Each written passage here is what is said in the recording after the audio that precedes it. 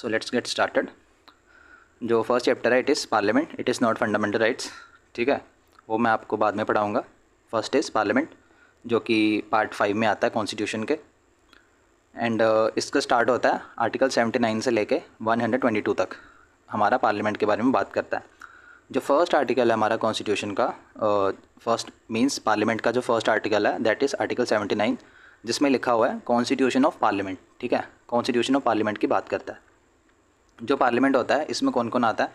Parliament में 3 चीज़ें आती हैं। ठीक है, 3 चीज़ें आती हैं, 3 इंस्टीट्यूशंस आते हैं। पहला है हमारा लोकसभा, सेकंड है हमारा राज्यसभा एंड थर्ड है हमारे प्रेसिडेंट। ठीक है, प्रेसिडेंट जो है वो पार्लियामेंट के पार्ट होते हैं, ऑल्दो पार्टिसिपेट नहीं करते बट वो पार्ट होते हैं। बिकॉज कोई भी बिल को एक्ट बनने के लिए प्रेसिडेंट की क्या चाहिए होती है? प्रेसिडेंट के साइन चाहिए होते हैं। ठीक है, सो इसीलिए वो भी पार्ट होते हैं। देन जो आर्टिकल 122 है, लास्ट आर्टिकल है, इसमें लिखा हुआ है कि कोर्ट्स जो हैं वो पार्लियामेंट में जो भी हो रहा है, चाहे कोई सेशन हो रहा है, चाहे उसमें किसी ने कुछ बोल दिया या फिर कोई बिल पास हो रहा है, तो कोर्ट्स जो हैं वो उस चीज़ को इंक्वायर नहीं करेंगे। ठीक है, कोर्ट्स पार्लियामेंट की किसी भी मैटर में इंक्वायरी नहीं करेंगे। ठीक है, इंटरफेयर नहीं करेंगे। वो किस में लिखा है? आर्टिकल 122 में लिखा है। ठीक है, सो ये PN का मतलब है पार्लियामेंट। यहाँ पे मैंने लिखा हुआ है राज्यसभा एंड लोकसभा। ठीक है, राज्यसभा में आपको मेंबर बनने के लिए आपकी एज होनी चाहिए 30 ईयर्स, 30 साल के आप होने चाहिए। एंड लोकसभा में मेंबर बनने के लिए आपकी एज होनी चाहिए 25 ईयर्स। ठीक है, अगर पंचायत है, अगर हमारी पंचायत है या फिर म्यूनसिपालिटी है, ठीक है, उसमें आप 21 ईयर्स के होने चाहिए, सिर्फ 21 साल के होने चाहिए। ठीक है, पंचायत में एंड म्यूनसिपालिटी में आपकी एज होनी चाहिए 21 ईयर, लोकसभा में होनी चाहिए 25 साल। ठीक है, राज्यसभा में होनी चाहिए 30 साल। राज्यसभा में मेंबर्स कितने होते हैं प्रेजेंटली? टोटल मैक्सिमम स्ट्रेंथ की बात कर रहा हूँ। मैक्सिमम स्ट्रेंथ जो है राज्यसभा में वो है 250। ठीक है, जिसमें से करंटली 245 मेंबर्स हैं। ठीक है, एंड 245 मेंबर्स में से जो 12 मेंबर्स हैं वो नॉमिनेटेड होते हैं, 8 मेंबर्स हैं हमारे यूटीज़ के एंड 225 मेंबर्स हैं स्टेट्स के। ठीक है, देन जो हमारी लोकसभा है इसमें टोटल स्ट्रेंथ जो है, टोटल स्ट्रेंथ मैक्सिमम स्ट्रेंथ जो है वो 550 है। ठीक है, जिसमें से 543 मेंबर्स जो हैं इस टाइम प्रेजेंट हैं। ठीक है, मींस इलेक्ट हुए हैं, जिसमें से 543 में से भी 524 मेंबर्स स्टेट्स के हैं, 19 यूटीज़ पे हैं। ठीक है, ये पूछेगा नहीं बट कुछ जो होते हैं PSC स्टेट पब्लिक सर्विसेज होती हैं उसमें पूछ लेता है। ठीक है, सो इसलिए मैंने लिखा हुआ था बिकॉज मुझे जितना भी इम्पोर्टेंट लगा, अलग अलग एग्ज़ाम्स में पूछ सकता है, मैंने सारा कुछ लिख दिया था इसमें। देन या जो राज्यसभा मेंबर्स की टर्म होती है ना, इट इज़ 6 ईयर्स। ठीक है, एंड ये कॉन्स्टिट्यूशन के अंदर नहीं लिखा हुआ, ये लिखा हुआ है रिप्रेजेंटेशन ऑफ पीपल एक्ट में। ठीक है, ये चीज़ें इंपॉर्टेंट होती हैं कि कहाँ पे लिखा हुआ है। UPSC अक्सर ये क्वेश्चन पूछता है कि भाई ये चीज़ कॉन्स्टिट्यूशन में लिखी है या नहीं लिखी। हर साल ऐसे क्वेश्चन होते हैं कुछ ना कुछ, it is written in constitution, not written in constitution, है ना। सो जो राज्यसभा मेंबर्स की टर्म होती है 6 साल वाली, ये लिखा हुआ है किसमें? रिप्रेजेंटेशन ऑफ पीपल एक्ट में, ना कि कॉन्स्टिट्यूशन में। ठीक है, हर साल, हर 2 साल के बाद 1/3 मेंबर्स जो होते हैं राज्यसभा के वो रिटायर होते हैं। ठीक है, 1/3 मेंबर्स जो होते हैं राज्यसभा के वो रिटायर होते हैं। एंड ये पता कैसे रिटायर होते हैं? एक ऐसे वो होता है जिसमें ना नेम स्लिप डाली जाती है हर जितने भी मेंबर्स होते हैं एंड उसको पिक किया जाता है। ठीक है, टोटल 1/3 पिक किया जाता है एंड जिन जिन का नाम आता है वो रिटायर हो जाते हैं। ठीक है, सो 1/3 मेंबर रिटायर होते हैं 2 साल के बाद, और 6 साल इनकी टर्म होती है राज्यसभा मेंबर्स की, जो कि रिप्रेजेंटेशन ऑफ पीपल एक्ट के अंदर लिखा हुआ है। जो हमारी लोकसभा के मेंबर्स हैं इनकी टर्म होती है 5 साल। ठीक है, इसका तो हमें पता ही है, हर 5 साल बाद लोकसभा के इलेक्शंस होते हैं। देन ये मैंने ना कुछ रिलेटेबल इन्फॉर्मेशन लिखी हुई है साइड बाई साइड। ठीक है, बिकॉज क्वेश्चन बन सकते हैं, ऐसे बनते भी हैं। जो असेंबली होती है, लेजिस्लेटिव असेंबली होती है हमारी, जो स्टेट्स में होती है ना लेजिस्लेटिव असेंबली, उसमें मैक्सिमम मेंबर्स जो है वो 500 हो सकते हैं एंड मिनिमम 60 हो सकते हैं। ठीक है, मैक्सिमम 500, मिनिमम 60। ठीक है, किसमें? असेंबली में, जो स्टेट असेंबलीज होती हैं। एंड जो काउंसिल होती है, जो काउंसिल होती है, ये क्वेश्चन पूछा हुआ है। ठीक है, ये क्वेश्चन प्रीवियस ईयर में आया हुआ था कि काउंसिल की स्ट्रेंथ कितनी होती है। सो जो काउंसिल होती है ना, स्टेट में काउंसिल्स होती हैं, स्टेट लेजिस्लेटिव काउंसिल, उसकी मैक्सिमम स्ट्रेंथ जो होती है वो होती है 1/3 ऑफ द असेंबली स्ट्रेंथ। मान लो असेंबली में 500 मेंबर्स हैं तो उसका 1/3 जो होगा वो स्ट्रेंथ होगी मैक्सिमम। ठीक है, मैक्सिमम स्ट्रेंथ होगी वो काउंसिल की 1/3। एंड मिनिमम कितना होगा? मिनिमम होगा 40। ठीक है, सो असेंबली में 500 मैक्सिमम, मिनिमम 60 काउंसिल में मैक्सिमम है 1/3 ऑफ असेंबली एंड मिनिमम है 40, ठीक है। देन यहाँ पे मैंने लिखा हुआ है जो 61st अमेंडमेंट थी कॉन्स्टिट्यूशन की, जो कि 1988 में हुई थी। उस अमेंडमेंट ने 21 ईयर्स की जो पहले एज होती थी ना, हमारी वोटिंग एज होती थी, वो उसको कम करके 18 ईयर्स कर दिया था, ठीक है। 21 ईयर्स की जो पहले एज लिमिट होती थी कि आपको 21 ईयर होना चाहिए वोट करने के लिए, वो 18 साल कर दी थी। किसने? 61st अमेंडमेंट ने, जो कि 1988 में आई थी। देन टेरिटोरियल कॉन्स्टिट्यूंसीज जो होती हैं ये बनाई जाती हैं, ठीक है। टेरिटोरियल कॉन्स्टिट्यूंसी बनाई जाती है, ये क्या इंश्योर करती है, इनका कहना है, कॉन्स्टिट्यूशन में लिखा हुआ है ये वर्डिंग कि रेशो जो है between number of seats and population is same in all states, ठीक है। मतलब एक स्टेट में कितनी पॉपुलेशन है, ठीक है, एंड उस स्टेट में कितनी सीट्स हैं, उनके बीच में जो रेशो है ना, मान लो 2:2, ठीक है, वो सेम होनी चाहिए। 2:2, 1:1, 9:9, जो भी है, ठीक है, वो सेम होनी चाहिए दैट रेशो। ये कॉन्स्टिट्यूशन में वर्डिंग लिखी हुई है डायरेक्टली, ठीक है, टेरिटोरियल कॉन्स्टिट्यूंसीज। देन ये चीज़ वहाँ पे एप्लीकेबल नहीं है, ये एक एक्सेप्शन है, ठीक है। जो टेरिटोरियल कॉन्स्टिट्यूंसी वाली बताया हुआ ना, रेशो सेम होनी चाहिए सभी स्टेट्स में, ये वहाँ पे एप्लीकेबल नहीं है जहाँ पे पॉपुलेशन 6 मिलियन से कम है, ठीक है। 6 मिलियन यानी 60 लैक्स, है ना। 1 मिलियन में 10 लाख होते हैं, यानी जिस स्टेट में 60 लाख से कम पॉपुलेशन है वहाँ पे ये रेशो का सेम होना इज़ नॉट कंपलसरी, ठीक है। वहाँ पे ऊपर नीचे भी हो सकती है। देन जो हमें पता है जो टेरिटोरियल कॉन्स्टिट्यूंसीज होती हैं इनको रीएडजस्ट किया जाता है हर सेंसस के बाद, ठीक है। ये 4 बार हुआ था सेंसस, एंड ये क्वेश्चन फर्स्ट क्वेश्चन था, ठीक है। मुझे सेट डी मिला था इस बार प्रीलिम्स में। फर्स्ट क्वेश्चन था कि भाई कितनी बार सेंसस हुआ, यहाँ पे मैंने लिखा हुआ था क्लियरली, मुझे याद था अच्छे से कब कब हुआ था। सो 4 टाइम हुआ था। मैंने वीडियो भी बनाया था इसका कि मैंने एक्चुअल पेपर कैसे अटैम्प्ट किया था, उसमें मैंने ये लिखा भी हुआ था पेपर में, ठीक है। क्वेश्चन पेपर मैंने लिखा था एग्जाम हॉल में कि 52 में हुआ था, 62 में हुआ था, 72 में हुआ था एंड 2002 में हुआ था, ठीक है। सो ये 4 टाइम्स हुआ था, ठीक है। मेरे 2 नंबर डायरेक्टली सही हो गए थे, कॉन्फिडेंस बूस्ट हो गया था मेरा फर्स्ट क्वेश्चन राइट करके। सो नेक्स्ट इज़ जो 84th अमेंडमेंट था, जो कि 2001 में हुआ था। एक तो जो 42nd अमेंडमेंट था ना, 42nd अमेंडमेंट था हमारा, 42nd अमेंडमेंट था 1976 में। उसने क्या किया था, जो सीट्स थी ना उसको फ्रीज़ कर दिया था 2000 तक, ठीक है। 1976 में फ्रीज़ किया था 42nd अमेंडमेंट ने, जो कि लोकसभा की सीट्स होती हैं फॉर 25 ईयर्स, ठीक है, पॉपुलेशन कंट्रोल मेजर्स के लिए।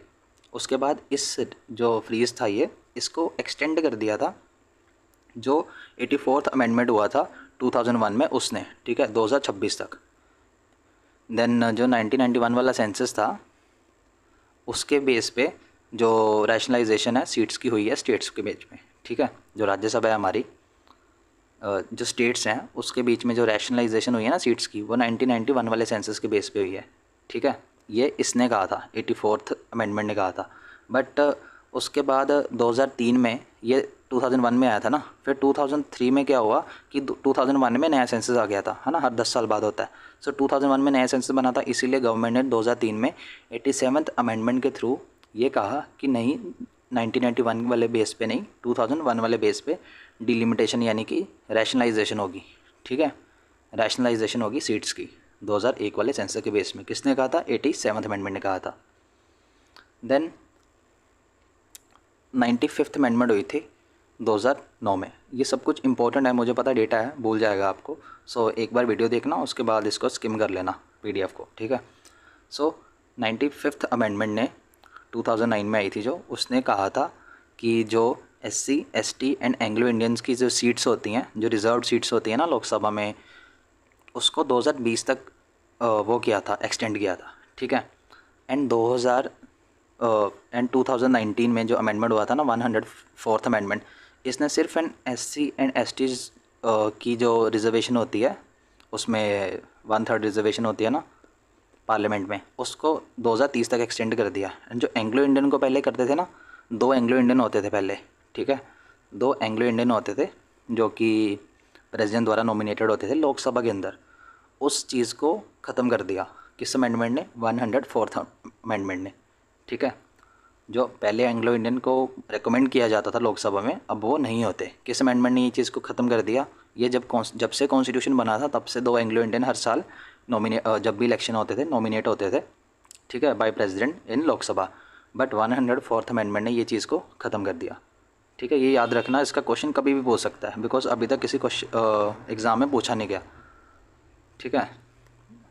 देन जब नेशनल इमरजेंसी लगती है, जब भी नेशनल इमरजेंसी लगती है, आर्टिकल 352 के अंदर नेशनल इमरजेंसी लगाई जाती है, ठीक है, तब जो पार्लियामेंट होती है, यानी कि लोकसभा की बात कर रहा हूँ मैं, लोकसभा की टर्म को 1 साल के लिए मैक्सिमम एक टाइम पे, ठीक है, एक टाइम पे 1 साल के लिए एक्सटेंड किया जा सकता है for any length of time. Means पहले 1 साल के लिए एक्सटेंड करेंगे, जब 1 साल ख़त्म हो जाएगा फिर से 1 साल के लिए कर देंगे, फिर ख़त्म हो जाएगा फिर से कर देंगे, मतलब कभी भी कर सकते हैं, ठीक है, कभी तक भी वो एक्सटेंड कर सकते हैं।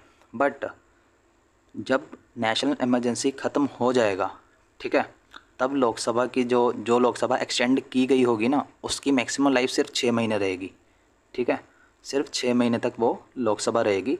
जब ये ख़त्म हो जाएगी नेशनल इमरजेंसी आर्टिकल 352 के अंदर जो होती है, जब मान लो नेशनल इमरजेंसी ख़त्म होगी, तब लोकसभा जो है सिर्फ और सिर्फ 6 महीने तक चलेगी, उसके बाद इलेक्शन करवाने पड़ेंगे, ठीक है, ये याद रखना।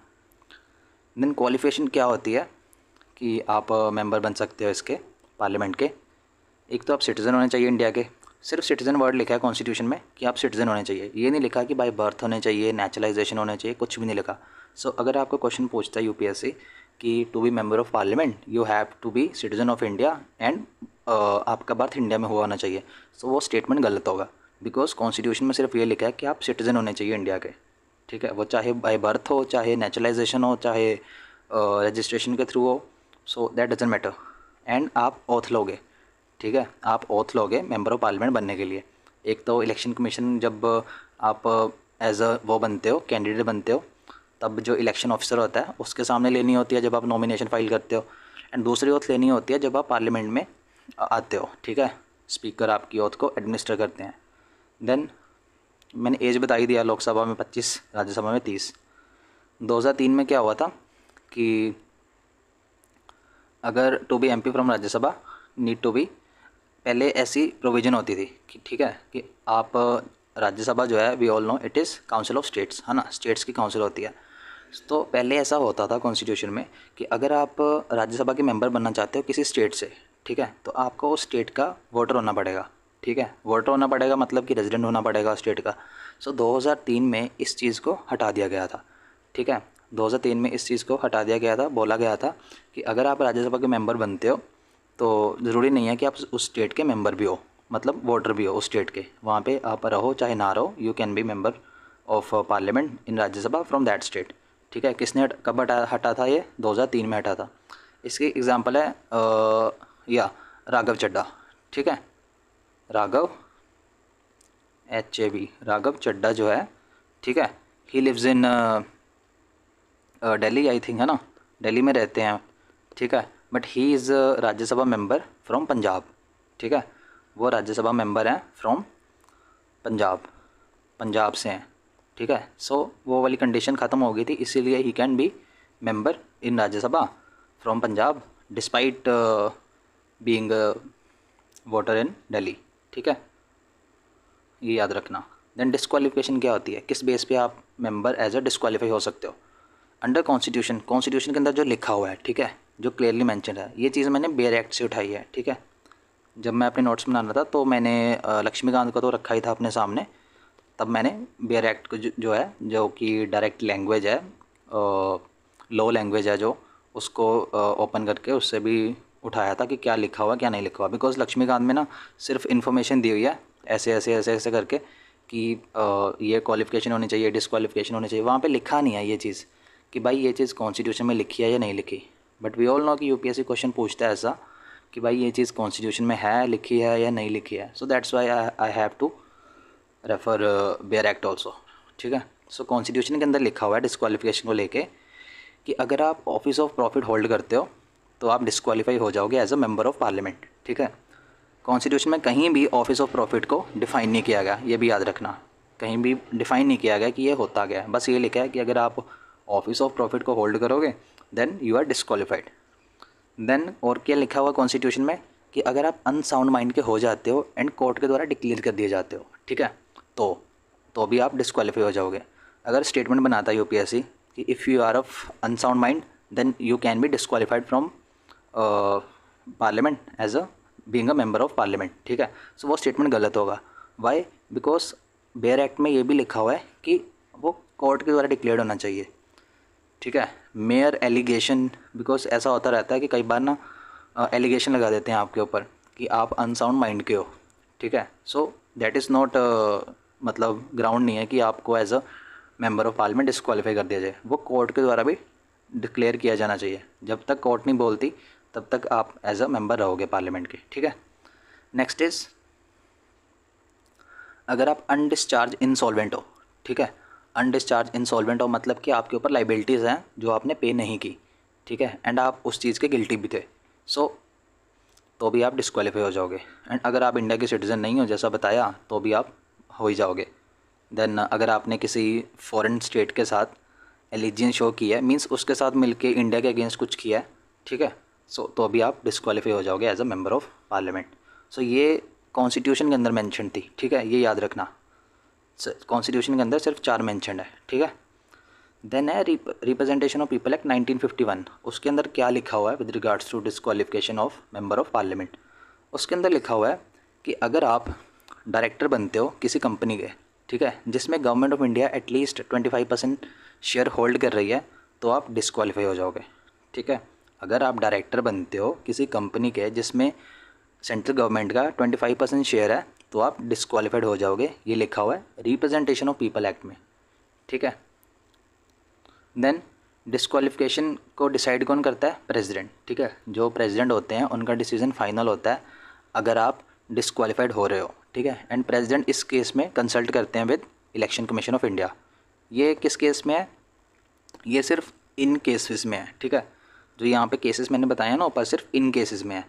अगर डिस्क्वालिफिकेशन हो रही है आपकी डिफेक्शन को लेके, डिफेक्शन पता ना, एंटी डिफेक्शन, एक पार्टी का पर्सन दूसरी पार्टी ज्वाइन कर लेता है after being elected on that ticket of previous party, ठीक है। मतलब पर्सन ए जो था वो पी पार्टी के टिकट पे इलेक्ट हुआ, ठीक है। बाद में उस ए पर्सन ने क्यू पार्टी को ज्वाइन कर लिया, ठीक है, इलेक्ट होने के बाद। सो इसको बोलते हैं डिफेक्शन, ठीक है। इट इज़ डिफेक्शन, डिफेक्ट कर दिया उसने। सो इस केस में कौन डिसाइड करेगा मैटर? इस केस में मैटर डिसाइड करेगा जो स्पीकर होता है वो, ठीक है, प्रिजाइडिंग ऑफिसर या स्पीकर या फिर चेयरमैन, ठीक है, किसी भी हाउस का, राज्यसभा में चाहे अपना लोकसभा में, ठीक है। बट अगर नॉर्मल केस में डिस्क्वालिफिकेशन हो रहा है तो प्रेसिडेंट है, ठीक है। ये छोटी छोटी चीज़ें हैं बट ये बहुत बड़ा डिफरेंस क्रिएट करती हैं, ठीक है। बिकॉज लक्ष्मीकांत सबके पास है, जो भी प्रिपेयर कर रहा है वो सभी लक्ष्मीकांत को पढ़ के जाएंगे, बट कौन कीवर्ड्स पे फोकस कर रहा है वो डिसाइड करेगा कि वो इन है या फिर आउट है, ठीक है। सो अगर डिस्क्वालिफिकेशन नॉर्मल ग्राउंड्स के ऊपर है जो मैंने बताया तो प्रेसिडेंट डिसाइड करेंगे।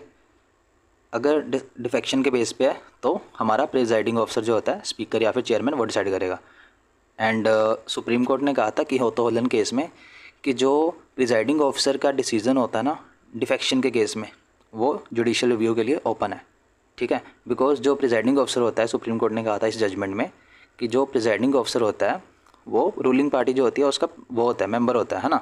सो वो जो रूलिंग पार्टी होती है उसी की मतलब उसी की फेवर में काम करेगा, है ना। सो वो तो आर्बिट्ररी डिसीजन भी ले सकता है, जानबूझ के डिस्क्वालीफाई भी कर सकता है किसी को, है ना। सो इसीलिए सुप्रीम कोर्ट ने कहा था कि होलन केस में कि जो प्रिजाइडिंग ऑफिसर होगा उसके जो डिसीज़न है डिफेक्शन को लेके उसको हम रिव्यू करेंगे, हम रिव्यू कर सकते हैं, ठीक है। ये याद रखना कि होलन केस, ये भी क्वेश्चन ऑलरेडी पूछ चुका है यूपीएससी। देन डिफेक्शन होती क्या है? अगर कोई इंडिपेंडेंट मेंबर है, ठीक है, किसी पॉलिटिकल पार्टी को ज्वाइन करता है कभी भी, ठीक है, कोई लिमिट विमिट नहीं होती इसमें टाइम की कि इतने 6 महीने बाद ज्वाइन करेगा, 1 साल बाद करेगा, ऐसा कुछ नहीं होता। इंडिपेंडेंट मेंबर के केस में भाई अगर आप इंडिपेंडेंट इलेक्ट हुए हो तो आप कभी भी चाहे 1 महीने बाद, 6 महीने बाद, 10 साल बाद कोई पार्टी को ज्वाइन करते हो तो आप एंटी डिफेक्शन लॉ के अंदर आ जाओगे एंड आपको डिस्क्वालीफाई कर दिया जाएगा। ये तो फर्स्ट केस हुआ, ठीक है। सेकंड केस क्या है? अगर कोई मेंबर नॉमिनेटेड है, ठीक है, मैंने बताया कि अब तो राज्यसभा में मेंबर नॉमिनेट नहीं होते, है ना, 2 एंग्लो इंडियन नॉमिनेट नहीं होते। बट राज्यसभा में हमारे टोटल 12 मेंबर नॉमिनेट होते हैं, है ना, 12 मेंबर्स जो हैं नॉमिनेट होते हैं। सो अगर कोई नॉमिनेटेड मेंबर 6 महीने के बाद ज्वाइन करता है, ठीक है, यहाँ पे लिमिट दी हुई है, टाइम लिमिट, कि 6 महीने के अंदर अंदर आप ज्वाइन कर सकते हो, नो इशू। बट 6 महीने के बाद करोगे तो भाई आपको डिस्क्वालीफाई कर दिया जाएगा 10th शेड्यूल के अंदर, जो कि एंटी डिफेक्शन से डील करता है, ठीक है। सो अगर 6 महीने के बाद कर रहा है नॉमिनेटेड मेंबर ज्वाइन किसी पार्टी को, तो उसको डिस्क्वालीफाई कर दिया जाएगा। सो ये तो 2 कंडीशंस होगी, ठीक है। देन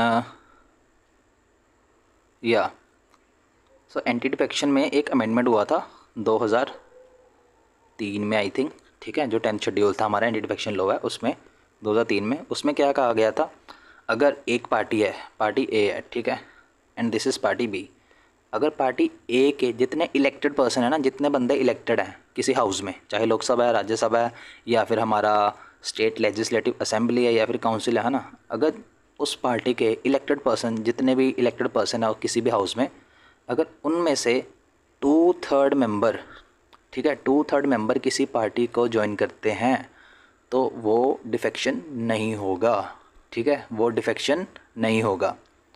क्या है, 2/3 मेंबर, ठीक है, अगर 2/3 मेंबर ज्वाइन करते हैं किसी पार्टी को, मतलब पार्टी ए के किसी भी पार्टी के 2/3 मेंबर, अगर मेंबर का मतलब है उस जो किसी हाउस के मेंबर हैं, ऐसे ही नहीं, मतलब ऐसे तो कितने सारे मेंबर होते हैं, अगर किसी हाउस के इलेक्टेड मेंबर हैं एंड उन इलेक्टेड मेंबर्स में से अगर 2/3 मेंबर मिनिमम है ज्वाइन करते हैं किसी दूसरी पार्टी को, तो उसको डिफेक्शन नहीं बोला जाएगा, ठीक है।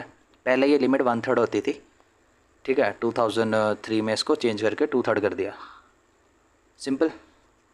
Then moving next is 10th schedule आया कब था, 10th शेड्यूल आया था 52nd अमेंडमेंट एक्ट 1985 में, ठीक है, उसके थ्रू आया था 10th शेड्यूल। सो ये भी डेट पूछा हुआ है, ऑलरेडी पूछा हुआ है यूपीएससी ने, ठीक है, मेजॉरिटी ऑफ चीज़ें जो मैंने लिखी हुई हैं यहाँ पे वो पूछ रखी हैं ऑलरेडी। 10th शेड्यूल आया था 52nd अमेंडमेंट एक्ट 1985 के थ्रू, ठीक है। Then double membership,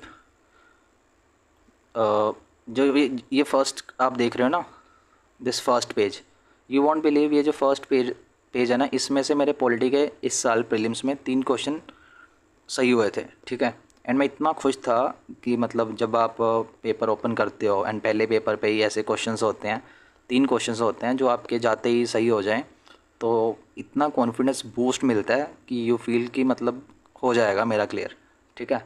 so that boost जो मेरा एक्सपीरियंस था तब, I was feeling very happy कि मतलब फर्स्ट पेज से ही 3 क्वेश्चन बन रहे हैं।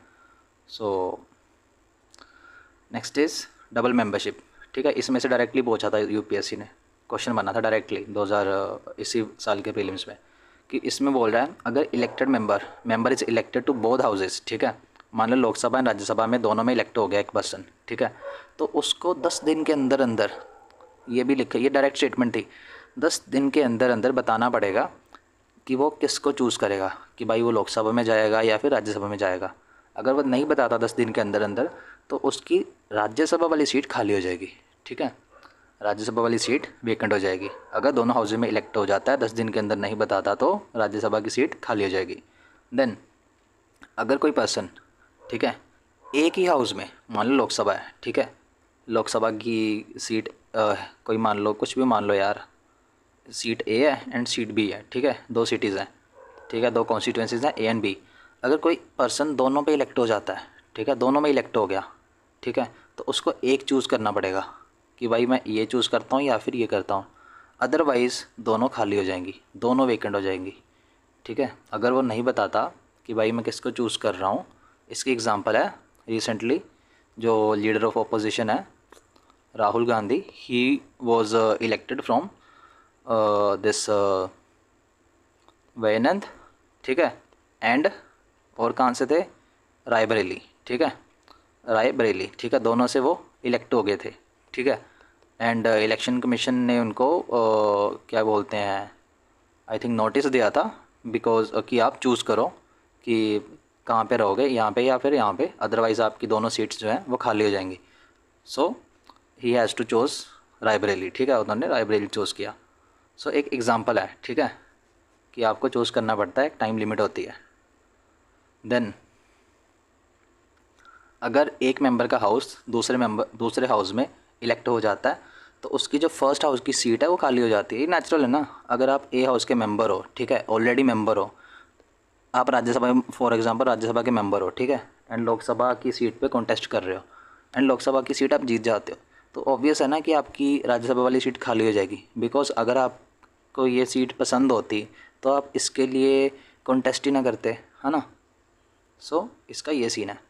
देन अगर एक if elected to parliament and state legislator, ठीक है, अगर कोई पर्सन है वो पार्लियामेंट में भी इलेक्ट हो गया यानी कि लोकसभा या फिर राज्यसभा में भी इलेक्ट हो गया एंड स्टेट में भी इलेक्ट हो गया, स्टेट यानी कि एमएलए या फिर एमएलसी बन गया, ठीक है, तो उसको 14 डेज़ के अंदर अंदर बताना पड़ेगा कि मैं दोनों में से किस जगह पे रहूँगा।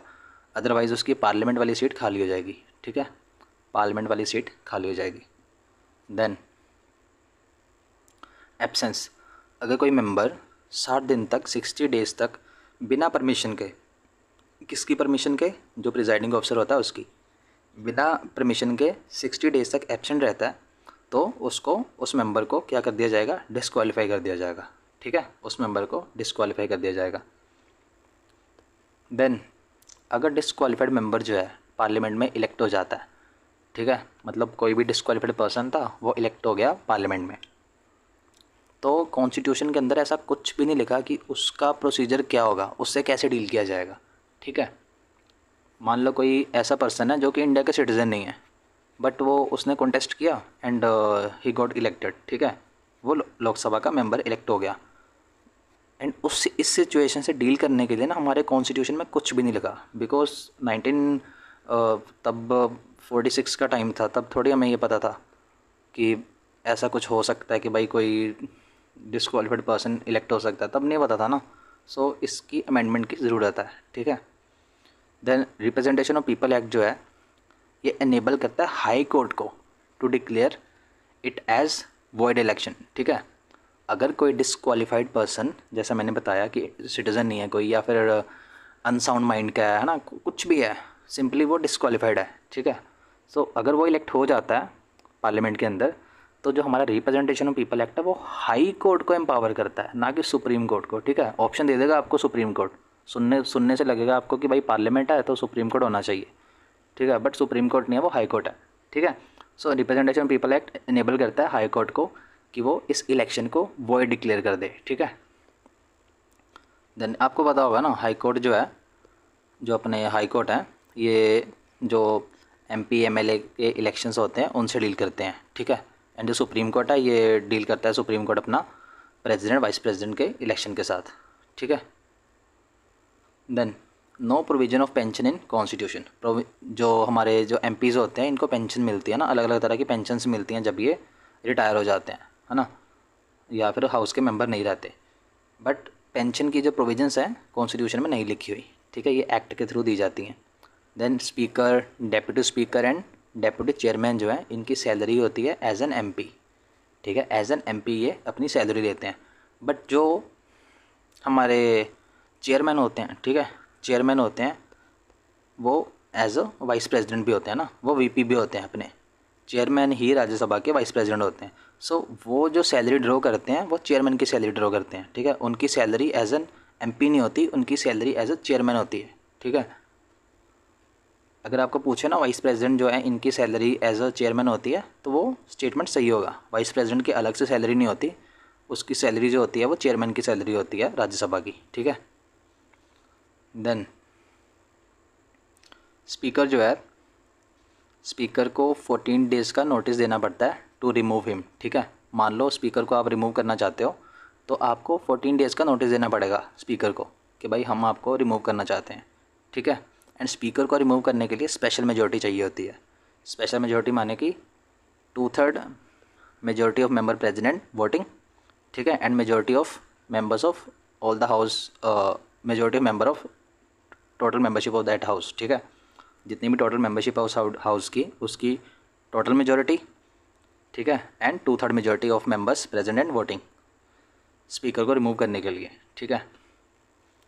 एंड जो स्पीकर है, स्पीकर की सिक्योरिटी ऑफ टेन्योर होती है, ठीक है, स्पीकर की होती है security of tenure. Then when resolution for removal of speaker is under consideration he can not sit preside. ठीक है, ये जो इतनी इन्फॉर्मेशन है ना, इससे एक क्वेश्चन बना था प्री में। ठीक है, पेज नंबर 2 पे था। ठीक है, मुझे याद है। सो आई थिंक 7th या 8th क्वेश्चन था। एंड मतलब इतना खुश था मैं ये क्वेश्चन करके कि मेरा कॉन्फिडेंस इतना हाई लेवल पहुंच गया था कि आई वाज वेरी श्योर कि मेरा जीएस बहुत अच्छे जाने वाला है। एंड वो वैसा हुआ भी था, बिकॉज अगर शुरू शुरू में क्वेश्चन अच्छा हो रहा है तो आपको बाकी भी आपका माइंड चलने लगता है, फिर खुश होता है आपका माइंड, इन्फॉर्मेशन को इधर उधर से इकट्ठी करने लगता है। ठीक है, देन अगर स्पीकर को रिमूव करना है आपने, ठीक है, मोशन हाउस में है, तो जो स्पीकर है वो तब सिट नहीं कर सकता, बट वो वोट कर सकता है फर्स्ट इंस्टांस में। यूपीएससी ने ऑप्शन दिया था इस बार कि वो वोट नहीं कर सकता, यहाँ पे लिखा हुआ वोट कर सकता है। ठीक है, एंड ये चीज़ मुझे याद थी, मैं रिवाइज़ करके गया था। देन स्पीकर जो है अपने ऑफिस को कब वेकेट करता है? Immediately before the first meeting of new Lok Sabha.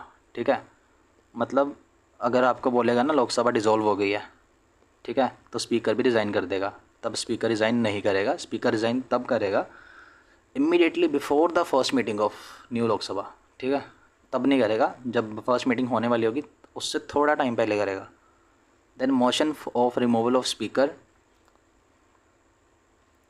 Motion जो है स्पीकर को रिमूव करने के लिए, ठीक है, या फिर एडजर्नमेंट मोशन के लिए, या फिर नो कॉन्फिडेंस मोशन के लिए आपको 50 मेंबर्स का सपोर्ट चाहिए होता है। ठीक है, ये तीनों मोशन जो है ना सिर्फ लोकसभा के अंदर आते हैं, बिकॉज स्पीकर लोकसभा का होता है, सो लोकसभा में आएगा। एडजर्नमेंट मोशन जो है इसमें एलिमेंट ऑफ सेंश्योर होता है। ठीक है, एलिमेंट ऑफ सेंश्योर होता है टू गवर्नमेंट, इसलिए ये भी सिर्फ लोकसभा में आएगा। एंड नो कॉन्फिडेंस मोशन ये भी सेंश्योर का होता है, ठीक है, इसीलिए ये भी लोकसभा में आता है। सो इन तीनों के लिए, स्पीकर को रिमूव करने के लिए, एडजर्नमेंट मोशन के लिए एंड नो कॉन्फिडेंस मोशन के लिए आपको चाहिए होता है 50 मेंबर्स का सपोर्ट। ठीक है, 50 मेंबर्स का सपोर्ट चाहिए होता है कम से कम। ये चीज़ें याद रखने वाली हैं। ठीक है, इन्हीं से क्वेश्चन बनते हैं। Then only on substantive motion, ठीक है, ओनली ऑन सब्सटैंटिव मोशन आप स्पीकर जो है उसके कंडक्ट को डिस्कस कर सकते हो। ठीक है, ओनली लिखा हुआ है यहाँ पे, only, it is not an extreme statement, because ये बेयर एक्ट जो है ना अपना बेयर एक्ट, उसमें ये वर्डिंग डायरेक्टली लिखी हुई है।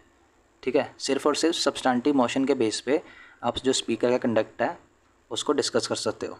ठीक है, एंड स्पीकर का जो रैंक होता है ना, रैंक, ये क्वेश्चन ऑलरेडी पूछ चुका है। ठीक है, स्पीकर का जो रैंक होता है वो 7th होता है। ठीक है, मतलब रैंकिंग होती है ना हमारे ऑफिसर्स जो होते हैं कंट्री के, मींस जो इलेक्टेड ऑफिसर्स होते हैं, इनको इलेक्टेड ऑफिसर्स बोलते हैं। 1 2 3 पहले पे प्रेसिडेंट, देन वाइस प्रेसिडेंट, है ना, प्रेसिडेंट, वाइस प्रेसिडेंट, अपने पीएम, फिर गवर्नर, है ना, ऐसा रैंक होता है इनके। सो स्पीकर का रैंक जो होता है वो चीफ जस्टिस ऑफ इंडिया के इक्वल होता है। ठीक है, चीफ जस्टिस ऑफ इंडिया के इक्वल होता है, यानी कि 7th रैंक होता है स्पीकर का। अगर कहे आपको कि स्पीकर का रैंक सीजीआई के इक्वल होता है, that is a correct statement. ये मत मान लेना कि भाई सीजीआई तो कंट्री के सबसे हाईएस्ट लॉ ऑफिसर होते हैं तो इनका तो ऊपर होना चाहिए रैंक, ऐसा नहीं है, इक्वल रैंक है विद स्पीकर। देन जो स्पीकर का रैंक है ना, जितने भी कैबिनेट मिनिस्टर हैं उनसे बड़ा होता है, except prime minister and deputy prime minister. ठीक है, प्राइम मिनिस्टर अपने एंड डेप्यूटी प्राइम मिनिस्टर को छोड़ के स्पीकर का जो रैंक है सबसे, जितने भी कैबिनेट मिनिस्टर हैं उनसे हायर होता है। देन आते हैं डेप्यूटी स्पीकर पर। डेप्यूटी स्पीकर जो हैं ये कब परफॉर्म करते हैं? ये तब परफॉर्म करते हैं जब हमारे जो स्पीकर हैं वो हाउस में नहीं है, या तो एब्सेंट है, या तो किसी वजह से अपने काम को परफॉर्म नहीं कर पा रहे। ठीक है, जब उनका ऑफिस वैकेंट हो तब परफॉर्म करेंगे। ठीक है, एंड जो डेप्यूटी स्पीकर होते हैं अगर इनको किसी कमेटी का मेंबर बनाया जाता है ना, तब ये ऑटोमेटिकली उसके चेयरमैन बन जाते हैं। ठीक है, डेप्यूटी स्पीकर जो हैं ऑटोमेटिकली चेयरमैन बन जाते हैं किसी कमेटी का, जब वो उसके मेंबर होते हैं। देन जो डेप्यूटी स्पीकर होते हैं ना, ये फर्स्ट इंस्टांस में वोट कर सकते हैं। ठीक है, इन केस ऑफ रिमूवल, जैसे मैंने यहाँ पे बताया था ना स्पीकर को, ये देखो, स्पीकर को रिमूव करने के लिए वो भी फर्स्ट इंस्टांस में वोट कर सकते थे सिर्फ, डेप्यूटी स्पीकर भी सिर्फ फर्स्ट इंस्टांस में वोट कर सकता है। ठीक है, 1921 में स्पीकर का ऑफिस जो था ये कॉन्स्टिट्यूट हुआ था, तब बस स्पीकर को ना प्रेसिडेंट एंड डेप्यूटी स्पीकर को वाइस प्रेसिडेंट बोला जाता था। ठीक है, 1921 में जो फर्स्ट स्पीकर बने थे वो थे फ्रेडरिक, उनका नाम था फ्रेडरिक। ठीक है, एंड फर्स्ट डेप्यूटी स्पीकर बने थे सच्चिदानंद सिन्हा। ठीक है, स्पीकर बने थे फ्रेडरिक एंड डेप्यूटी स्पीकर बने थे सच्चिदानंद सिन्हा, 1921। 1925 में फर्स्ट इलेक्टेड स्पीकर जो इंडियन बने थे, इंडियन इलेक्टेड स्पीकर जो थे वो थे विट्ठल पटेल। ये क्वेश्चन भी पूछ रखा है यूपीएससी ने, ठीक है, it is already asked question, ठीक है। फर्स्ट इंडियन इलेक्टेड स्पीकर जो थे वो विट्ठल पटेल थे, ठीक है। 1935 में जो गवर्नमेंट ऑफ इंडिया एक्ट था उसने, जैसे मैंने बताया था ना, स्पीकर को प्रेसिडेंट एंड डेप्टी स्पीकर को डेप्यूटी प्रेसिडेंट बोला जाता था, इनके नाम चेंज कर दिए थे। किस एक्ट ने? गवर्नमेंट ऑफ इंडिया एक्ट 1935 ने। सो स्पीकर को, प्रेसिडेंट को बना दिया था स्पीकर, डेप्यूटी प्रेसिडेंट को बना दिया था डेप्यूटी स्पीकर, ठीक है। Then moving on to next is GV Mavalankar, जो हमारी कॉन्स्टिट्यूएंट असेंबली थी उसके स्पीकर थे, ठीक है। ये भी क्वेश्चन यूपीएससी ने ऑलरेडी पूछ रखा है। 1946 में जब हमारी कॉन्स्टिट्यूएंट असेंबली कॉन्स्टिट्यूट हुई थी उसके स्पीकर बने थे जीवी मावलंकर, एंड डेप्यूटी स्पीकर जो थे कॉन्स्टिट्यूएंट असेंबली के वो थे अनंत स्वामी, ठीक है। अनंत स्वामी जो थे डेप्यूटी स्पीकर थे कॉन्स्टिट्यूएंट असेंबली के। एक होता है पैनल ऑफ चेयरपर्सन्स, ठीक है, दोनों हाउसेस में होता है, लोकसभा में भी होता है, राज्यसभा में भी होता है। दोनों हाउसेस में जो उनके प्रिजाइडिंग ऑफिसर होते हैं ना, वो इस पैनल ऑफ चेयरपर्सन्स को नॉमिनेट करते हैं, ठीक है। लोकसभा में स्पीकर नॉमिनेट करते हैं पैनल ऑफ 10 पर्सन्स का, ठीक है, 10 लोगों का पैनल होता है। इसमें से ज़रूरी नहीं है सिर्फ रूलिंग पार्टी के मेंबर हो, किसी भी पार्टी के मेंबर हो सकते हैं, ठीक है। अक्रॉस पार्टी लाइन से होता है ये, किसी भी पार्टी के मेंबर्स होते हैं, टोटल 10 होते हैं, ठीक है। पैनल ऑफ चेयरपर्सन में टोटल 10 मेंबर होते हैं, एमपीज़ होते हैं, किसी भी पार्टी के हो सकते हैं, ठीक है। इनको स्पीकर नॉमिनेट करते हैं, ठीक है। ऑप्शन दे देगा कि इलेक्ट होते हैं, ये इलेक्ट नहीं होते, नॉमिनेट होते हैं बाय प्रिजाइडिंग ऑफिसर, ठीक है। In both cases of speaker and deputy speaker, अगर स्पीकर या फिर डेप्टी स्पीकर दोनों एब्सेंट हो तो ये पैनल में से कोई भी एक इंसान प्रिजाइड करता है, ठीक है। अगर हमारे स्पीकर भी नहीं है प्रेजेंट, डेप्टी स्पीकर भी नहीं है, तब इस पैनल में से कोई भी एक जो है वो प्रिजाइड करेगा एज अ स्पीकर या फिर डेप्टी स्पीकर। बट अगर स्पीकर या फिर डेप्टी स्पीकर की पोस्ट ही खाली है, ठीक है, मान लो उनकी जो सीट है भाई वो ही वेकेंट है, वैकेंसी किसी भी वजह से हो सकती है, डेथ की वजह से हो सकती है, रेजिग्नेशन की वजह से हो सकती है ना, या फिर वो उस हाउस के मेंबर ही नहीं रहे इसलिए वो डिस्क्वालीफाई हो गए। सो अगर उसकी पोस्ट वैकेंट है स्पीकर या फिर डेप्टी स्पीकर की, तब इस पैनल में से कोई भी प्रिजाइड नहीं करता। तब जो प्रेसिडेंट है वो जो पार्लियामेंट के किसी भी मेंबर को, उस हाउस के किसी भी मेंबर को एज अ स्पीकर या फिर डेप्टी स्पीकर अपॉइंट करते हैं, ठीक है। तब प्रेसिडेंट करेंगे अगर उसकी पोस्ट वैकेंट है। अगर पोस्ट वैकेंट नहीं है तो जो पैनल ऑफ चेयरपर्सन है उसमें से किसी को बिठा दिया जाएगा। देन स्पीकर प्रोटेम होता है, ठीक है। मैंने लास्ट करंट अफेयर वाले सेशन में बताया था ना, भारत तूरी करके थे कुछ, कोई नाम था, उनको स्पीकर प्रोटेम बनाया गया था इस साल जब लोकसभा का फर्स्ट सेशन हुआ था फॉर ऑथ टेकिंग, ठीक है। जो प्रोटेम स्पीकर होते हैं आर्टिकल 95 के अंदर होते हैं, ठीक है, आर्टिकल 95(1), ये भी याद रखा करो। सो स्पीकर प्रोटेम जो है ये इनको प्रेसिडेंट अपॉइंट करते हैं, ठीक है। कब अपॉइंट होते हैं? जब भी न्यू लोकसभा कॉन्स्टिट्यूट होती है, ठीक है, जब भी नई लोकसभा इलेक्ट होकर आती है तब जो प्रेसिडेंट होते हैं ना स्पीकर प्रोटेम बनाते हैं, ठीक है। क्यों बनाते हैं? ताकि लोकसभा में जितने भी नए मेंबर्स आए हैं उनकी ओथ को एडमिनिस्टर किया जा सके। बिकॉज मैंने बताया ना, कोई भी इलेक्टेड पर्सन एमपी नहीं बन सकता जब तक वो ओथ ना ले।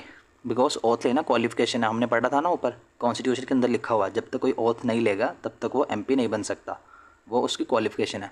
सो उसको एज एन एमपी क्वालिफाइड करने के लिए स्पीकर प्रोटेम बनाया जाता है स्पीकर के प्रेसिडेंट के द्वारा, ठीक है, ताकि उनकी ओथ हो सके। जब उनकी ओथ हो जाती है कंप्लीट तो वो सभी एमपीस मिलके खुद इलेक्ट कर लेते हैं एक स्पीकर, ठीक है। देन आते हैं हम चेयरमैन पर। जो चेयरमैन होता है राज्यसभा का, जो चेयरमैन होता है ये वाइस प्रेसिडेंट भी होते हैं, है ना। चेयरमैन ही वाइस प्रेसिडेंट होते हैं लोकसभा के, राज्यसभा के, ठीक है।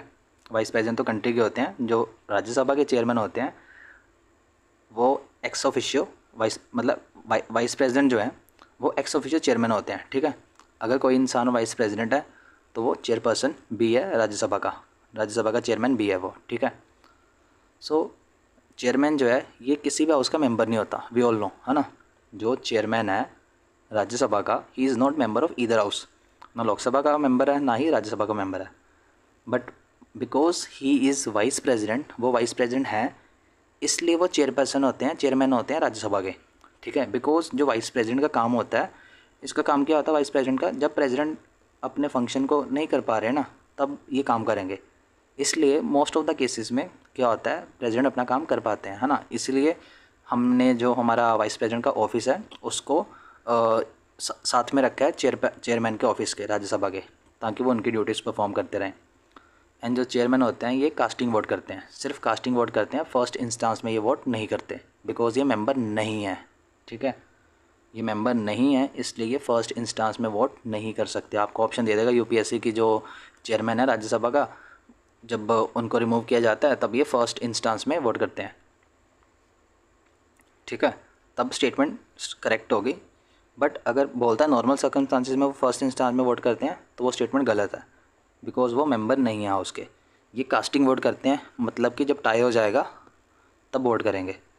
देन यहाँ पे लिखा हुआ है क्लियरली कि जो चेयरमैन है he can't vote in first instance and casting vote during removal, ठीक है। जब इनको रिमूव किया जा रहा होगा, जब आप रिमूव करोगे चेयरमैन को, तब ये कास्टिंग वोट नहीं कर सकते, ना ही फर्स्ट इंस्टेंस में वोट कर सकते हैं, ठीक है। बट जो स्पीकर थे, हमने पढ़ा था ना स्पीकर, जब हम स्पीकर को रिमूव करते हैं तब स्पीकर जो है वो फर्स्ट इंस्टेंस में वोट कर सकता है, ठीक है, बट चेयरमैन फर्स्ट इंस्टेंस में वोट नहीं कर सकता, ये याद रखना। बिकॉज वाई, बिकॉज वो मेंबर ही नहीं है भाई, वो राज्यसभा का मेंबर ही नहीं है, तो वोट कैसे करेगा। वोट करने के लिए कॉन्स्टिट्यूशन में लिखा हुआ है आप मेंबर होने चाहिए, सो वो मेंबर ही नहीं है, तो मेंबर नहीं है तो वोट नहीं कर सकता, सिंपल। देन डेप्यूटी चेयरमैन पे आते हैं। जो डेप्यूटी चेयरमैन होता है ना, ये मेंबर होता है राज्यसभा का, ठीक है। ये तब परफॉर्म करता है जब चेयरमैन की पोस्ट जो है या तो वैकेंट है या तो वो अपना काम कर नहीं पा रहे, ठीक है। एंड जो डेप्यूटी चेयरमैन होता है ये फर्स्ट इंस्टेंस में वोट कर सकता है अगर इनको रिमूव किया जा रहा है। वाई, बिकॉज डेप्यूटी चेयरमैन जो है ये मेंबर होते हैं राज्यसभा के, सिंपल, इसमें कुछ था नहीं इतना, ठीक है। देन जैसा मैंने बताया ना पैनल ऑफ चेयरपर्सन्स होता है, वैसे ही लोकसभा राज्यसभा दोनों में होता है।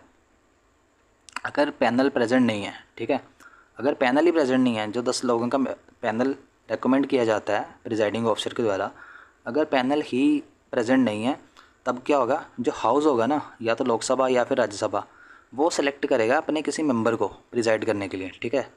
हाउस सेलेक्ट कर लेगा कि भाई वोटिंग के थ्रू कि इसको आज बिठाते हैं एज अ काम के लिए, ठीक है, प्रिजाइडिंग के लिए। देन लोकसभा रूल्स क्या कहते हैं, जो लीडर ऑफ हाउस है ना, लीडर ऑफ हाउस या फिर लीडर ऑफ ऑपोजिशन, ठीक है, ये हमारे कॉन्स्टिट्यूशन में कहीं पर भी वर्ड मेंशन नहीं है। आपको ऑप्शन दे देगा यूपीएससी की leader of house is mentioned in constitution, leader of house should be prime minister as mentioned in constitution, तो वो स्टेटमेंट गलत होगा, ठीक है। गलत क्यों होगा, बिकॉज कॉन्स्टिट्यूशन में leader of house and leader of opposition word कहीं पर भी यूज़ नहीं किया गया, ठीक है। सो जो लीडर ऑफ हाउस वर्ड है ना, कि लीडर ऑफ हाउस कौन होगा, प्राइम मिनिस्टर होगा या फिर कोई मिनिस्टर जो कि प्राइम मिनिस्टर के द्वारा नॉमिनेटेड होगा, वो होगा लीडर ऑफ द हाउस। कहाँ पर लिखा है ये लोकसभा के रूल्स में लिखा है, ये कॉन्स्टिट्यूशन में नहीं लिखा, ये याद रखना। And leader of house in Rajya Sabha, ये कौन होगा, ये मिनिस्टर होगा कोई जो कि प्राइम मिनिस्टर नॉमिनेट करेंगे, या फिर अगर प्राइम मिनिस्टर खुद मेंबर हैं राज्यसभा के तो वो लीडर होंगे हाउस ऑफ राज्यसभा, ठीक है।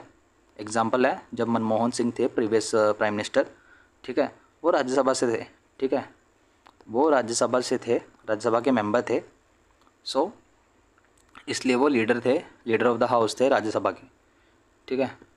Then leader of opposition, leader of opposition बनने के लिए एक मिनिमम वो होती है, ठीक है, एक minimum you can say condition होती है कि आपके पास है ना 1/10 सीट्स होनी चाहिए उस हाउस की, ठीक है, 1/10, ठीक है। सो ये लिखा कहाँ पर हुआ है, ये लिखा हुआ है जो रूल्स हैं उसमें लिखा हुआ है, लोकसभा के रूल्स के अंदर लिखा हुआ है ये, ठीक है, ये लोकसभा के रूल्स के अंदर लिखा हुआ है, ये पार्लियामेंट में नहीं लिखा, फर्स्ट ऑफ ऑल सॉरी जो कॉन्स्टिट्यूशन है अपना उसमें नहीं लिखा, ठीक है। कहाँ पे लिखा है, ये लोकसभा के रूल्स के अंदर लिखा है कि भाई लीडर ऑफ ऑपोजिशन कौन होगा, उस पार्टी का इंसान होगा जो जिस पार्टी के पास 110 सीट्स हैं। जब 2019 से लेके, ठीक है, 2014 से लेके, ठीक है, 2014 से लेके 2024 तक, यानी 10 साल, न्यूज़ में भी था काफ़ी, आपने शायद नोटिस किया हो, 10 साल से हमारा कोई ऑफिशियल लीडर ऑफ ऑपोजिशन नहीं था, ठीक है, लीडर ऑफ ऑपोजिशन नहीं था। वाई, बिकॉज किसी के पास 110 सीट नहीं थी। 110 सीट कितनी होती हैं? टोटल 550 स्ट्रेंथ है ना। 1/10 होगी 55। आपके पास लोकसभा में 55 MP होनी चाहिए। बट जो कांग्रेस पार्टी थी ओपोजिशन, जो प्रिंसिपल ओपोजिशन पार्टी है, उसके पास सिर्फ 52 MPs थे, ठीक है, यानी 3 MPs कम थे। इसीलिए वो ऑफिशियली लोकसभा रूल्स के अंदर उनका जो कोई भी लीडर था वो लीडर ऑफ ओपोजिशन नहीं बन पाया। बट हाँ, लार्जेस्ट पार्टी तो थी वो, प्रिंसिपल लार्जेस्ट पार्टी, तो उनका लीडर ऑफ ओपोजिशन रिकॉग्नाइज़ कर दिया गया था। But as per Lok Sabha rules कोई नहीं था, ठीक है। सो इस बार तो हैं, इस बार तो they have I think 99 MPs, तो इस बार तो उनका लीडर ऑफ ओपोजिशन ऑफिशियली है, ठीक है।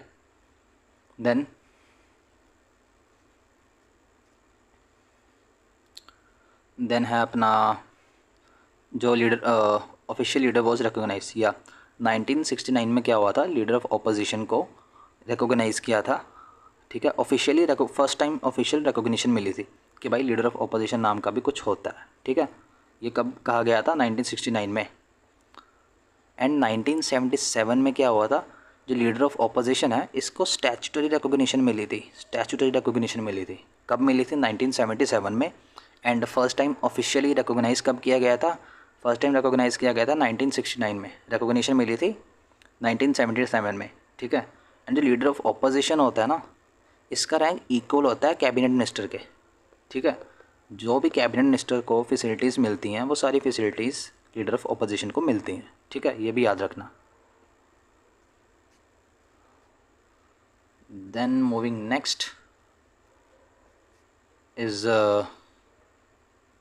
या leader of house, leader of opposition, जैसे मैंने कहा मेंशन नहीं है कॉन्स्टिट्यूशन में, ठीक है, कॉन्स्टिट्यूशन में मेंशन नहीं है। ये चीज़ें पार्लियामेंट जो हम लक्ष्मीकांत पढ़ते हैं ना, लक्ष्मीकांत पढ़ते हैं, उसमें ऐसी चीज़ें लिखी नहीं होती कि भाई ये मेंशनड है या नहीं मेंशनड है, जस्ट इन्फॉर्मेशन एज दे देते हैं समरी से बना के।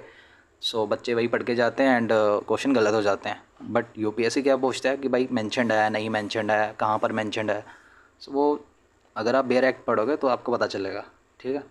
बट वो काफ़ी लेंदी सा है बेयर एक्ट, सभी पढ़, मतलब उसकी लैंग्वेज ऐसी है कि सबको समझ नहीं आता। So that's a bit difficult thing, ठीक है। Leader of house and opposition जो है मेंशन नहीं है कॉन्स्टिट्यूशन में। देन विप क्या होता है? जो विप है ये रूल्स में मेंशनड है, ठीक है, कॉन्स्टिट्यूशन में नहीं mention, mention no where in rules procedure etcetera, sorry ये मेंशन नहीं है। जो विप होता है, विप होता क्या है, जो पार्लियामेंट्री फॉर्म ऑफ गवर्नमेंट होती है ना, उसमें जो भी ये दोनों हाउसेज होते हैं, लोकसभा राज्यसभा ना, सो उसमें एक पर्सन होता है जिसको विप बोलते हैं। उसका मेन काम क्या होता है? उसका मेन काम होता है जो भी उसकी पार्टी के मेंबर्स हैं उनकी एक तो अटेंडेंस इंश्योर करना कि उनका बिहेवियर जो है ना वो सही रहे, एंड इंश्योर करना कि वो पार्टी लाइंस पे चलें। मान लो कि पार्टी की आइडियोलॉजी या फिर डायरेक्शन दी है पार्टी ने कि भाई आपने ये सब, इस स्टेटमेंट को, इस काम को सपोर्ट करना है हमारे। सो विप का काम होता है कि वो हमारे अपने एमपीज़ को बोले कि इंश्योर करे कि उनके एमपीज़ वही काम करें जो पार्टी चाहती है, ठीक है, पार्टी के अगेंस्ट ना जाए। ये काम होता है विप का। विप कहीं भी मेंशन नहीं है फॉर्मली, ना रूल्स में मेंशनड है, ना प्रोसीजर में मेंशनड है, ना ही कॉन्स्टिट्यूशन में मेंशनड है। देन होता है एडजर्नमेंट एंड एडजर्नमेंट सिंडाई, ठीक है। इसका काम क्या होता है? ये जो बिज़नेस होता है ना लोकसभा का या फिर राज्यसभा का, उसको ख़त्म कर देता है, ठीक है। एंड बाय प्रिजाइडिंग ऑफिसर ये डिक्लेयर किया जाता है, बाय प्रिजाइडिंग ऑफिसर। प्रिजाइडिंग लिखा है यहाँ पे, ठीक है, प्रेसिडेंट नहीं लिखा, प्रिजाइडिंग लिखा है।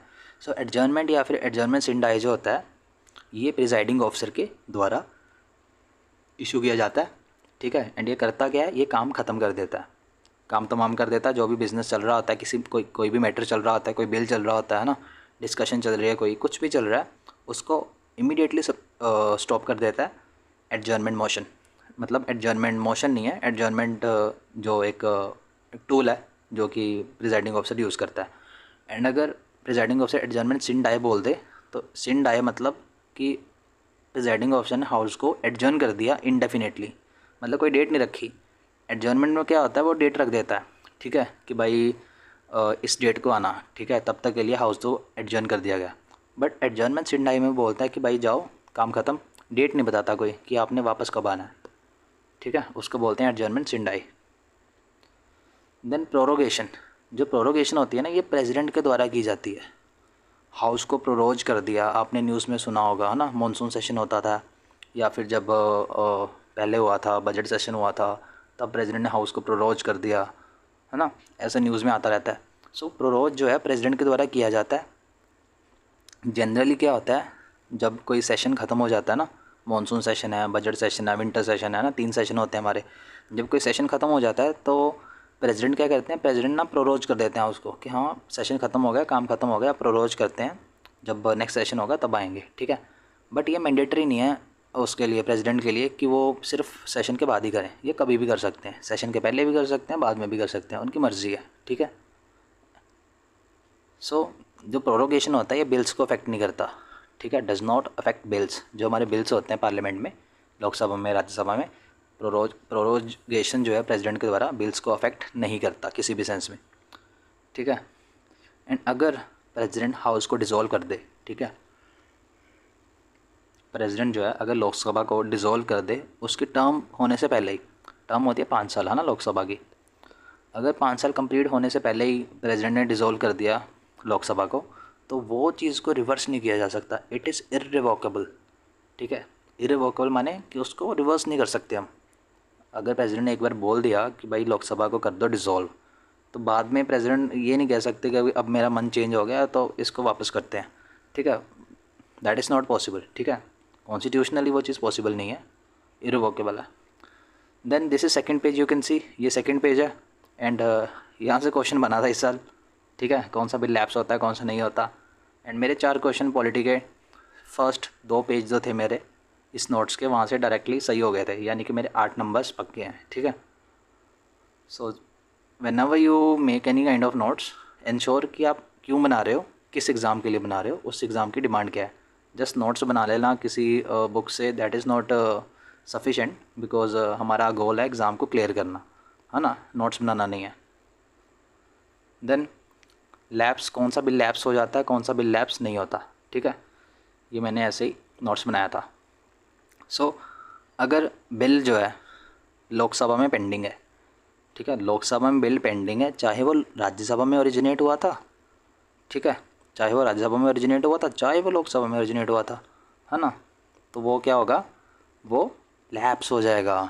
बिल पेंडिंग है हमारी लोकसभा के अंदर, ठीक है, लोकसभा हो गई है डिज़ोल्व, ठीक है, लोकसभा जब डिज़ोल्व हो जाती है तब अगर लोकसभा के अंदर बिल पेंडिंग है तो वो हो जाएगा डिज़ोल्व, सॉरी, वो बिल लैप्स कर जाएगा, ख़त्म हो जाएगा, ठीक है, चाहे वो ओरिजिनेट हुआ था लोकसभा में चाहे राज्यसभा में, वो मैटर नहीं करता, वो बिल लैप्स हो जाएगा। जब नई लोकसभा इलेक्ट होके आएगी वो फिर से बिल को पास करेगी, इंट्रोड्यूस करेगी, है ना। देन अगर बिल को लोकसभा ने कर दिया पास बट वो बिल राज्यसभा में पेंडिंग है, तो भी हमारा बिल जो है वो लैप्स हो जाएगा, ठीक है। बिल हमारा पेंडिंग है लोकसभा राज्यसभा के अंदर, बट उसको पास कर दिया लोकसभा ने, ठीक है, लोकसभा ने पास कर दिया, राज्यसभा में पेंडिंग है, एंड जो लोकसभा थी उसको कर दिया गया डिज़ोल्व, ठीक है, तब वो बिल क्या हो जाएगा, लैप्स हो जाएगा, ठीक है, तब वो बिल लैप्स हो जाएगा। जब नई लोकसभा आएगी, नई लोकसभा बिल को दोबारा पास करेगी, बिल दोबारा जाएगा राज्यसभा के पास, फिर राज्यसभा पास करके वो बिल को प्रेसिडेंट के थ्रू क्या बनवा लेगी, एक्ट बनवा लेगी। एंड कौन सा बिल लैप्स नहीं होता, ठीक है, कौन सा बिल हमारा लैप्स नहीं होता, जितने भी अश्योरेंस बिल होते हैं ना गवर्नमेंट के, अश्योरेंस बिल, ठीक है, गवर्नमेंट जो है अश्योरेंस देती है बहुत सारे केसेस में, स्टेट्स को देती है या फिर फाइनेंशियल मैटर्स में देती है ना। सो जो भी अश्योरेंस बिल होते हैं हमारे वो लैप्स नहीं होते, ठीक है। ऑल अश्योरेंस बिल्स जितने भी हैं, चाहे कहीं पर भी पेंडिंग है, राज्यसभा में पेंडिंग है, लोकसभा में पेंडिंग है, वो मैटर नहीं करता, बस अश्योरेंस बिल है तो वो लैप्स नहीं होगा, ठीक है, बिकॉज ये फाइनेंशियल मैटर से रिलेटेड होता है, ठीक है। सो अगर लोकसभा डिसॉल्व हो रही है तो अगर अश्योरेंस बिल ही भाई लैप्स हो गया तो ऐसे तो हमारा जो कंट्री है वो चल नहीं पाएगा, है ना, फाइनेंशियल सर्कल जो है वो रुक जाएगा। सो इसलिए ये ज़रूरी चीज़ है। सो जितने भी अश्योरेंस बिल हैं वो लैप्स नहीं होते, चाहे किसी भी हाउस में पड़े हों। देन अगर बिल पेंडिंग है राज्यसभा में बट लोकसभा ने उसको पास नहीं किया तो वो लैप्स नहीं होगा। इसका ऑपोजिट है ना, इसका ये ऑपोजिट है। इसमें बताया था कि वह पास कर दिया बट इसमें पास ही नहीं किया, सो कोई इशू नहीं है। नई लोकसभा आएगी, जो राज्यसभा है बिल पास करके लोकसभा को भेज देगी, तब जो नई लोकसभा होगी तब उसको डिसाइड कर लेगी कि हमने पास करना है या फिर नहीं करना, सिंपल, कोई इशू नहीं है इसमें। देन जितने भी पेंडिंग बिल है प्रेसिडेंट के एसेंट के लिए, ठीक है, बिल पास हो गया राज्यसभा में, पास हो गया लोकसभा में, ठीक है, बट प्रेसिडेंट के पास पड़ा हुआ है अभी प्रेसिडेंट की परमिशन के लिए, साइन के लिए, एसेंट के लिए, तो वो बिल लैप्स नहीं होगा। देन अगर कोई बिल प्रेसिडेंट ने रिटर्न कर दिया है रिकॉन्सिडरेशन के लिए, ठीक है, वो भी लैप्स नहीं होगा। जब नई पार्लियामेंट आएगी, यानी कि जब नई लोकसभा इलेक्ट होकर आएगी, तब वो रिकन्सिडर कर लेगी कि हाँ हमने भेजना है या फिर नहीं भेजना, सिंपल। देन अगर बिल पास नहीं हुआ दोनों हाउसेस के द्वारा, ठीक है, एंड प्रेसिडेंट ने जॉइंट सिटिंग बुला ली है, ठीक है, प्रेसिडेंट ने जॉइंट सिटिंग बुला ली है डिसोल्यूशन से पहले, ठीक है, मान लो हाउस पे इनका डेडलॉक हो गया था, ठीक है, कोई बिल था डेडलॉक हो गया था लोकसभा का राज्यसभा के साथ, सो वो मैटर गया प्रेसिडेंट के पास, प्रेसिडेंट ने कहा कि जॉइंट सिटिंग बुलाते हैं मैटर को रिजॉल्व करने के लिए, ठीक है, तो उसके बाद होगी हमारी डिसोल्यूशन ऑफ लोकसभा, तब वो बिल जो है लैप्स नहीं होगा, simple. I hope it is clear, इसमें कोई डाउट नहीं होना चाहिए, मैंने जस्ट कीवर्ड्स लिखे हुए हैं, ठीक है। सो इसीलिए अगर आपको बाद में भी कुछ लगता है कि यार मुझे समझ नहीं आ रहा, देन स्क्रीनशॉट लेके मुझे आप मैसेज कर देना, ठीक है। देन कोरम क्या होती है? कोरम होता है, इसका मतलब होता है minimum member required to start a business या फिर स्टार्ट अ मीटिंग, ठीक है। हमारी जो पार्लियामेंट है उसमें 1/10 होता है, 1/10 यानी कि लोकसभा में होगा 55 नंबर, 55 MPs होने चाहिए कोरम कोई भी मीटिंग करने के लिए, राज्यसभा में 25 होने चाहिए। देन जो हमारा कॉन्स्टिट्यूशन है, कॉन्स्टिट्यूशन डिक्लेयर करता है हिंदी को एंड इंग्लिश को in parliament as official language, ठीक है। कॉन्स्टिट्यूशन हिंदी एंड इंग्लिश को क्या करता है? डिक्लेयर करता है कि ये लैंग्वेजेस पार्लियामेंट में यूज़ की जाएंगी। एंड जो ऑफिशियल लैंग्वेज एक्ट है 1963, ऑफिशियल लैंग्वेज एक्ट बोलता है कि जो इंग्लिश लैंग्वेज है वो हिंदी के साथ कंटिन्यू रहेगी, ठीक है। तो मतलब हिंदी तो रहेगी बट उसके साथ इंग्लिश भी कंटिन्यू रहेगी। ये वाली चीज़ थी ना, ये 10 साल तक के लिए थी, ठीक है, 10 साल तक के लिए थी कि भाई कॉन्स्टिट्यूशन जो है, कॉन्स्टिट्यूशन में लिखा था कि 10 साल के लिए हिंदी एंड इंग्लिश जो है पार्लियामेंट की लैंग्वेज रहेगी। एंड 1963 में ऑफिशियल लैंग्वेज एक्ट आया, उसने कहा कि हिंदी तो रहेगी उसके साथ इंग्लिश भी रहेगी, ठीक है। सो ये याद रखना, ये बना के पूछ लेगा। So next is minister and attorney general of India जो हैं, ये दोनों ही पार्टिसिपेट कर सकते हैं joint sitting of the houses में या फिर किसी भी कमेटी के, ठीक है। पार्लियामेंट की कोई भी कमेटी है उसमें हमारा जो मिनिस्टर है, कोई भी मिनिस्टर है, कैबिनेट मिनिस्टर है, काउंसिल ऑफ मिनिस्टर का कोई मिनिस्टर है, मिनिस्टर ऑफ स्टेट है, ठीक है। ये हम डिस्कस करेंगे आगे कि मिनिस्टर कितने तरह के होते हैं, कौन से होते हैं, कौन से मैंशनड है, कौन से मैंशनड नहीं है। सो अगर कोई भी मिनिस्टर या फिर अटॉर्नी जनरल ऑफ इंडिया, ठीक है, अटॉर्नी जनरल ऑफ इंडिया जो कि आर्टिकल 76 में बनते हैं, सो ये किसी भी जॉइंट सिटिंग में पार्टिसिपेट कर सकते हैं एंड किसी भी कमेटी में पार्टिसिपेट कर सकते हैं, ठीक है। ये भी क्वेश्चन पूछा हुआ है, ये I think it was asked in BPSC, ठीक है। नेक्स्ट इज़ डिवाइसेस, ठीक है, कौन कौन से डिवाइसेस होते हैं हमारी पार्लियामेंट के दोनों हाउसेस में। ये तो मैंने इतना सोचा नहीं था कि ये वीडियो इतना दिस पार्लियामेंट वाला चैप्टर 1 घंटा ले लेगा, ठीक है। लेट मी चेक कि कहाँ तक है ये। अरे भाई साहब, ये लेगा यहाँ तक है, 5 पेज तक, ठीक है। मुझे यहाँ तक ही करवाना पड़ेगा आज, बिकॉज़ काफ़ी लंबा चला जाएगा ये। डिवाइसेस, क्वेश्चन आवर जो होता है ना, ये फर्स्ट आवर होता है सिटिंग का, ठीक है। क्वेश्चन आवर फर्स्ट आवर होता है सिटिंग का। देन क्वेश्चन आवर में क्या होता है, अलग अलग तरह के नोटिस होते हैं, ठीक है, अलग अलग तरह के नोटिस होते हैं, उसके थ्रू क्वेश्चन पूछे जाते हैं, ठीक है। सो अगर स्टार्ड है तो उसका आंसर दिया जाएगा। क्वेश्चन पूछे जाते हैं अलग अलग, ऐसे वो होता है, चिट होती है काइंड ऑफ, तो उनका अलग अलग कलर होता है, ठीक है। सो कुछ होते हैं स्टार्ड, कुछ होते हैं अनस्टार्ड, है ना। सो जो स्टार्ड होते हैं, जिनके ऊपर स्टार बना होता है, वो होते हैं ग्रीन कलर के।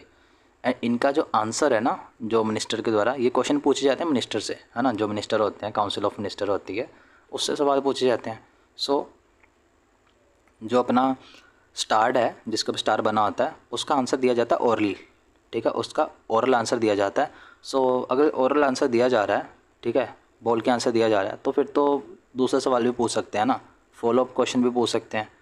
ठीक है, मैंने आपसे पूछा कि भाई अब तक आपने मनरेगा में इतना पैसा क्यों नहीं दिया। ठीक है, सो सामने मिनिस्टर ने खड़ा होकर बोला कि हाँ ये इशू था, हमने भेज दिया था, but due to technical issue वो मनी जो थी वहाँ पे ट्रांजैक्शन फुलफ़िल नहीं हो पाई। तो फिर मैंने पूछा कि अच्छा तो अब आप आगे क्या करोगे, तो उसने रिप्लाई दे दिया कि हाँ हमने इशू को एड्रेस कर दिया, 1-2 दिन में पैसा पहुँच जाएगा। सो जब वो ओरल आंसर दे रहे हैं तो हम क्वेश्चन पूछ सकते हैं ना, फॉलो अप क्वेश्चन। तो वो है स्टार्ट वाला। ठीक है, स्टार्ट में क्या होगा, ओरल आंसर भी दिया जाता है मिनिस्टर के द्वारा एंड फॉलो अप क्वेश्चन पूछ लिया जाता है। जो अनस्टार्ट होता है, अनस्टार्ट जिस पे स्टार नहीं बना होता, इसका कलर होता है वाइट।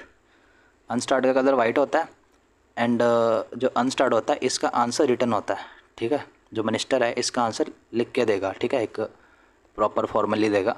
सो इसमें फॉलो अप क्वेश्चन नहीं पूछा जा सकता। ठीक है, no follow up question, FUA का मतलब है फॉलो अप क्वेश्चन। ठीक है, बिकॉज वो लिख के दे रहा है। ठीक है, आपको लिख के आंसर मिल गया, आप फिर से पूछ लो कि भाई ये बता, वो बार बार थोड़ी लिख के भेजेगा आपको, इसलिए इसमें फॉलो अप क्वेश्चन नहीं पूछा जा सकता। ऐसे याद रख लेना, अन स्टार, अन से याद रख लेना रिटर्न।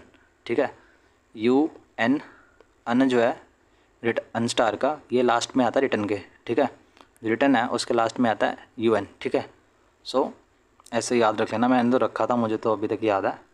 सो कुछ भी अपनी तरफ से बना के याद रख लो। मैटर इज़ क्या मैटर करता है, हमको याद रहना चाहिए, क्वेश्चन बनना चाहिए हमारा।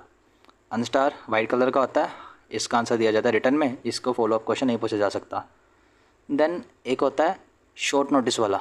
ठीक है, अगर कोई प्राइवेट मेंबर से सवाल पूछना चाहता है, ठीक है, सो मान लो, बिकॉज जो प्राइवेट मेंबर होते हैं ये भी एक बिल ला सकते हैं, है ना, ये आपको पता होगा, जो प्राइवेट मेंबर होते हैं ये भी बिल ला सकते हैं, कॉन्स्टिट्यूशन अमेंडमेंट बिल ला सकते हैं, है ना, कोई भी बिल कोई ला सकते हैं अपने हाउस में, चाहे लोकसभा है चाहे राज्यसभा है।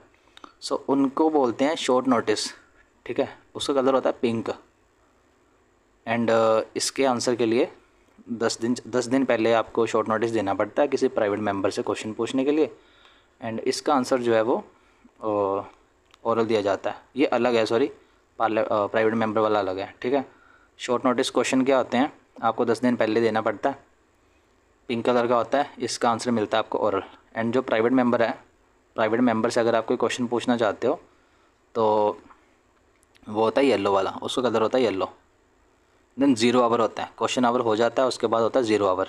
ठीक है, 0 आवर कहीं भी मेंशन नहीं है भाई। ठीक है, कॉन्स्टिट्यूशन में नहीं मेंशन, ना ही रूल्स में मेंशन है, ना प्रोसीजर में मेंशन है, ना ही कोई कन्वेंशन है। ठीक है, ये इंडियन इनोवेशन है। ठीक है, जो 0 आवर है और क्वेश्चन में डायरेक्टली स्टेटमेंट भी दिया होता है कई बार कि जो 0 आवर है it is Indian innovation. Yes, it is correct. 0 hour जो है अपना इंडियन इन्वेंशन है, क्रिएशन है। ठीक है, कहीं भी मेंशन नहीं है। मोशन क्या होता है, मोशन होता क्या है, डिस्कशन के लिए होता है। कोई भी मैटर पे हम डिस्कशन करना चाहते हैं, है ना, तो पार्लियामेंट में हमें मोशन लाना पड़ता है, ऐसे ही नहीं कि बस खड़े होकर डिस्कस कर दिए। ठीक है, तो जो सब्सटेंटिव मोशन होता है, ठीक है, मोशन के टाइप्स बता रहा हूँ मैं अभी। सब्सटेंटिव मोशन होता है, ये मोशन ना सेल्फ कंटेन्ड होता है, इंडिपेंडेंट होता है। ठीक है, इसमें मतलब सब कुछ होता है, इसमें मोस्ट इंपॉर्टेंट थिंग होती है, उसका नाम से ही क्लियर है, सब्सटेंटिव मोशन। ठीक है, एंड हमने पढ़ा था ना ऊपर कि अगर आप स्पीकर के जो कंडक्ट है स्पीकर का उसको डिस्कस करना चाहते हो तो आपको सब्सटेंटिव मोशन लाना पड़ेगा। ठीक है, एंड ये सेल्फ कंटेन्ड होता है, इंडिपेंडेंट होता है। देन होता है हमारे पास क्लोजर मोशन। क्लोजर मोशन जो है इसमें कितने तरह का होता है, एक होता है कैंगरू मोशन, एक होता है गिलोटिन मोशन। ठीक है, कैंगरू एंड गिलोटिन, ये क्यू नहीं है, ये जी है। ठीक है, मैं जी को ऐसे ही लिखता हूँ, जी को। ठीक है, जो कई बार क्यू लगता है देखने वालों को। सो कैंगरू में क्या होता है, सिर्फ जो इम्पोर्टेंट मैटर है ना उसको डिस्कस किया जाता है। जो इम्पोर्टेंट चीज़ें हैं ना, मान लो 10 चीज़ें हैं, उसमें से 4 ज़रूरी हैं, सिर्फ 4 को डिस्कस किया जाएगा। ठीक है, कोई बिल आया, मान लो बिल आया, ठीक है, बिल पे हो रही है डिस्कशन, 10 चीज़ें थी, 4 इंपॉर्टेंट है, सिर्फ 4 में डिस्कशन किया जाएगा अंडर कैंगरू मोशन। ठीक है, एंड होता है उसके बाद होता है गिलोटिन। जो गिलोटिन होता है इसमें क्या होता है, गिलोटिन आपको पता होगा ना, एक फ्रांस में था कुछ ऐसे लकड़ी का होता था, वुडन का होता था, यहाँ पे उसका पर्सन की नेक रखी जाती थी। ठीक है, उसका हेड रखा जाता था, ऊपर से ना ऐसे कुछ लोहे का होता था, आयरन का कुछ स्वॉर्ड टाइप होता था, वो नीचे गिरता था एंड उसके हेड को काट देता था। ठीक है, उस चीज़ को गिलोटिन बोलते थे। ठीक है, फ्रेंच रेवोल्यूशन में ये सारी चीज़ें दी हुई हैं। सो जो गिलोटिन होता है, गिलोटिन मोशन होता है ना, इसमें क्या होता है कि जो चीज़ों को तो हमने डिस्कस कर लिया, ठीक है, इसमें उसको तो पास किया ही जाएगा, जिसको नहीं किया उसको भी कर देंगे। डिस्कस्ड प्लस अनडिस्कस्ड, चाहे वो कितनी भी ज़रूरी क्यों ना हो, चाहे वो कितनी भी ज़रूरी क्यों ना है, हम डिस्कस्ड के साथ साथ अनडिस्कस को भी पास कर देंगे under guillotine motion. Under kangaroo motion क्या था, जो ज़रूरी है सिर्फ उसी को कर देंगे, सिर्फ उसी को डिस्कस करेंगे, बाकियों को पास कर देंगे। देन प्रिविलेज मोशन, जो प्रिविलेज मोशन होता है ये किसी मिनिस्टर के अगेंस्ट रेज किया जाता है, ठीक है। मान लो किसी मिनिस्टर ने अपनी पोजीशन का गलत यूज़ किया है, गलत फ़ायदा उठाया है, ठीक है, सो तब प्रिविलेज मोशन के अंडर उस मिनिस्टर के अगेंस्ट ये लाया जाता है। देन कॉलिंग अटेंशन मोशन, इसके नाम से क्लियर है, ठीक है, ये भी इंडियन इनोवेशन है, ये हमने ब्रिटेन से अडॉप्ट नहीं की, ये इंडियन इनोवेशन है, ठीक है। एंड ये मैंशनड है, जो रूल्स हैं उसके अंदर ये मैंशनड है, कॉलिंग अटेंशन मोशन, ठीक है। ये मिनिस्टर जो होती हैं, जो मिनिस्टर होता है उसकी किसी भी इम्पोर्टेंट मैटर पे अटेंशन को सीख करने के लिए लाया जाता है, ठीक है। देन होता है एडजर्नमेंट मोशन। एडजर्नमेंट मोशन मैंने ऊपर पढ़ाया था ना, adjournment motion and substantive motion ऐसे बताया था ना, उसके लिए हमें चाहिए होता है 50 मेंबर का सपोर्ट, है ना, 50 मेंबर का सपोर्ट चाहिए होता है। सो ये सिर्फ लोकसभा में आता है। वाई? बिकॉज एडजर्नमेंट मोशन में ना एलिमेंट ऑफ सेंश्योर होता है, एलिमेंट ऑफ सेंश्योर होता है, ठीक है, इसीलिए सिर्फ लोकसभा में आता है। देन अपना कॉन्फिडेंस मोशन, एक होता है कॉन्फिडेंस मोशन, एक होता है नो कॉन्फिडेंस मोशन, ठीक है। जो नो कॉन्फिडेंस मोशन होता है ना, इसको ओपोजिशन मूव करती है, बट जो कॉन्फिडेंस मोशन होता है इसको जो रूलिंग पार्टी है वो भी मूव कर सकती है। जो प्रेसिडेंट है, प्रेसिडेंट भी बोल सकते हैं कि भाई आप ना कॉन्फिडेंस मोशन पास करवाओ, बिकॉज आपकी गवर्नमेंट जो है ना वो माइनॉरिटी गवर्नमेंट है, कोलिशन गवर्नमेंट है, एंड मुझे लगता नहीं है कि भाई आपके पास मेजोरिटी है, इसलिए प्रेसिडेंट बोल सकते हैं कॉन्फिडेंस मोशन के लिए, या फिर जो पार्टी पावर में है वो खुद भी कॉन्फिडेंस मोशन ला के पार्लियामेंट को या फिर पब्लिक को बता सकती है कि हाँ हमारे पास गुड नंबर ऑफ एमपीज़ हैं गवर्नमेंट को चलाने के लिए, ठीक है। Confidence motion called by president या फिर गवर्नमेंट खुद से, गवर्नमेंट इटसेल्फ इन केस अगर थिन मेजोरिटी से गवर्नमेंट बनी है या फिर कोलिशन से गवर्नमेंट बनी है, ठीक है। Then let me check this page and this page, या 2 पेजेस हैं, उसके बाद ओवर कर दूंगा मैं, ठीक है, ज़्यादा लंबा नहीं खींचूंगा इस वीडियो को। देन सेंश्योर मोशन, ये भी सिर्फ लोकसभा में आता है। जो सेंश्योर मोशन है ये तो या तो पूरी जो अपनी वो है काउंसिल ऑफ मिनिस्टर है उसके अगेंस्ट ले आओ, या फिर किसी इंडिविजुअल मिनिस्टर के अगेंस्ट ले आओ, ठीक है, दोनों आपके पास ऑप्शन है, ठीक है। या तो पूरी काउंसिल ऑफ मिनिस्टर के ले आओ, या सिर्फ 4-5 मिनिस्टर के अगेंस्ट ले आओ, या फिर किसी एक मिनिस्टर के अगेंस्ट ले आओ, ठीक है, वो है सेंश्योर मोशन। इसका मेन काम क्या पता क्या होता है? इसका मेन काम होता है सेंश्योर मोशन का डांट पड़वाना, मतलब किसी अगर मिनिस्टर ने कुछ किया है या फिर कुछ ऐसी पॉलिसी कोई मिनिस्टर लेके आया है जो कि अपोजिशन को लगता है कि भाई सही नहीं है, ये इसमें कुछ प्रॉब्लम है, ठीक है, सो वो सेंश्योर मोशन पास करवा के उस मिनिस्टर जो है उसको क्रिटिसाइज़ करते हैं, ठीक है, उसको क्रिटिसाइज़ करते हैं अंडर सेंश्योर मोशन। जो सेंश्योर मोशन होता है इसको लाने के लिए ना आपको रीज़न बताना पड़ता है, जो प्रिजाइडिंग ऑफिसर होता है ना उसको रीज़न बताना पड़ता है कि हाँ इस मिनिस्टर ने ये किया है या फिर ये पॉलिसी लेके आई है गवर्नमेंट, इसीलिए हम सेंश्योर मोशन पास कर रहे हैं, ठीक है। सेंश्योर मोशन के लिए रीज़न बताना पड़ता है, ये क्वेश्चन बना हुआ है ऑलरेडी, ठीक है। एंड अगर सेंश्योर मोशन पास हो जाता है ना तो जो काउंसिल ऑफ मिनिस्टर होती है उसको रिज़ाइन करने की ज़रूरत नहीं होती, ठीक है, ये याद रखना, इट इज़ इम्पॉर्टेंट लाइन। अगर सेंश्योर मोशन पास हो जाता है तो जो काउंसिल ऑफ मिनिस्टर है उसको रिज़ाइन करने की ज़रूरत नहीं होती। देन आता हमारा नो कॉन्फिडेंस मोशन, मैंने बताया था ना, जो नो कॉन्फिडेंस मोशन होता है इसको ऑपोजिशन जो होती है वो मूव करती है, ठीक है, गवर्नमेंट को गिराने के लिए। एंड नो कॉन्फिडेंस मोशन के लिए हमें रीज़न बताने की ज़रूरत नहीं होती, reason not needed. And no confidence motion भी सिर्फ लोकसभा में आता है, ठीक है, नो कॉन्फिडेंस मोशन के लिए हमें रीज़न नहीं बताना पड़ता। देन जो नो कॉन्फिडेंस मोशन है ये कॉन्स्टिट्यूशन जो है अपना उसके अंदर मेंशन नहीं है, ठीक है, ये भी याद रखना, कई बार पूछ लेता है बना के कि कॉन्स्टिट्यूशन में मेंशनड है, it is not mentioned in constitution. Then motion of thanks क्या होता है? अभी अभी आपने देखा होगा ना प्रेसिडेंट का मोशन ऑफ थैंक्स था, पास हुआ था, जिसमें काफ़ी डिबेट भी हुई थी टीवी चैनल पे, है ना, मूव आउट किया था अपोजिशन ने। सो मोशन ऑफ थैंक्स क्या होता है? जब फर्स्ट सेशन होता है ना इलेक्शन के बाद, लोकसभा के फर्स्ट जब इलेक्शन हो जाता है, तब जो प्रेसिडेंट होती हैं, जो भी या होता है या होती है,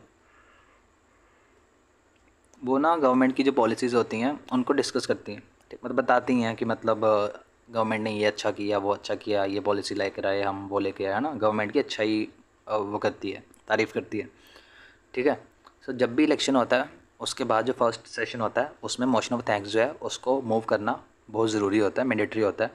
अगर पास ना हो ना मोशन ऑफ थैंक्स तो गवर्नमेंट को रिज़ाइन करना पड़ता है। अगर मोशन ऑफ थैंक्स पास ना हो तो गवर्नमेंट को रिज़ाइन करना पड़ता है, ये याद रखना, क्वेश्चन पूछ सकता है। Then point of order, point of order क्या होता है?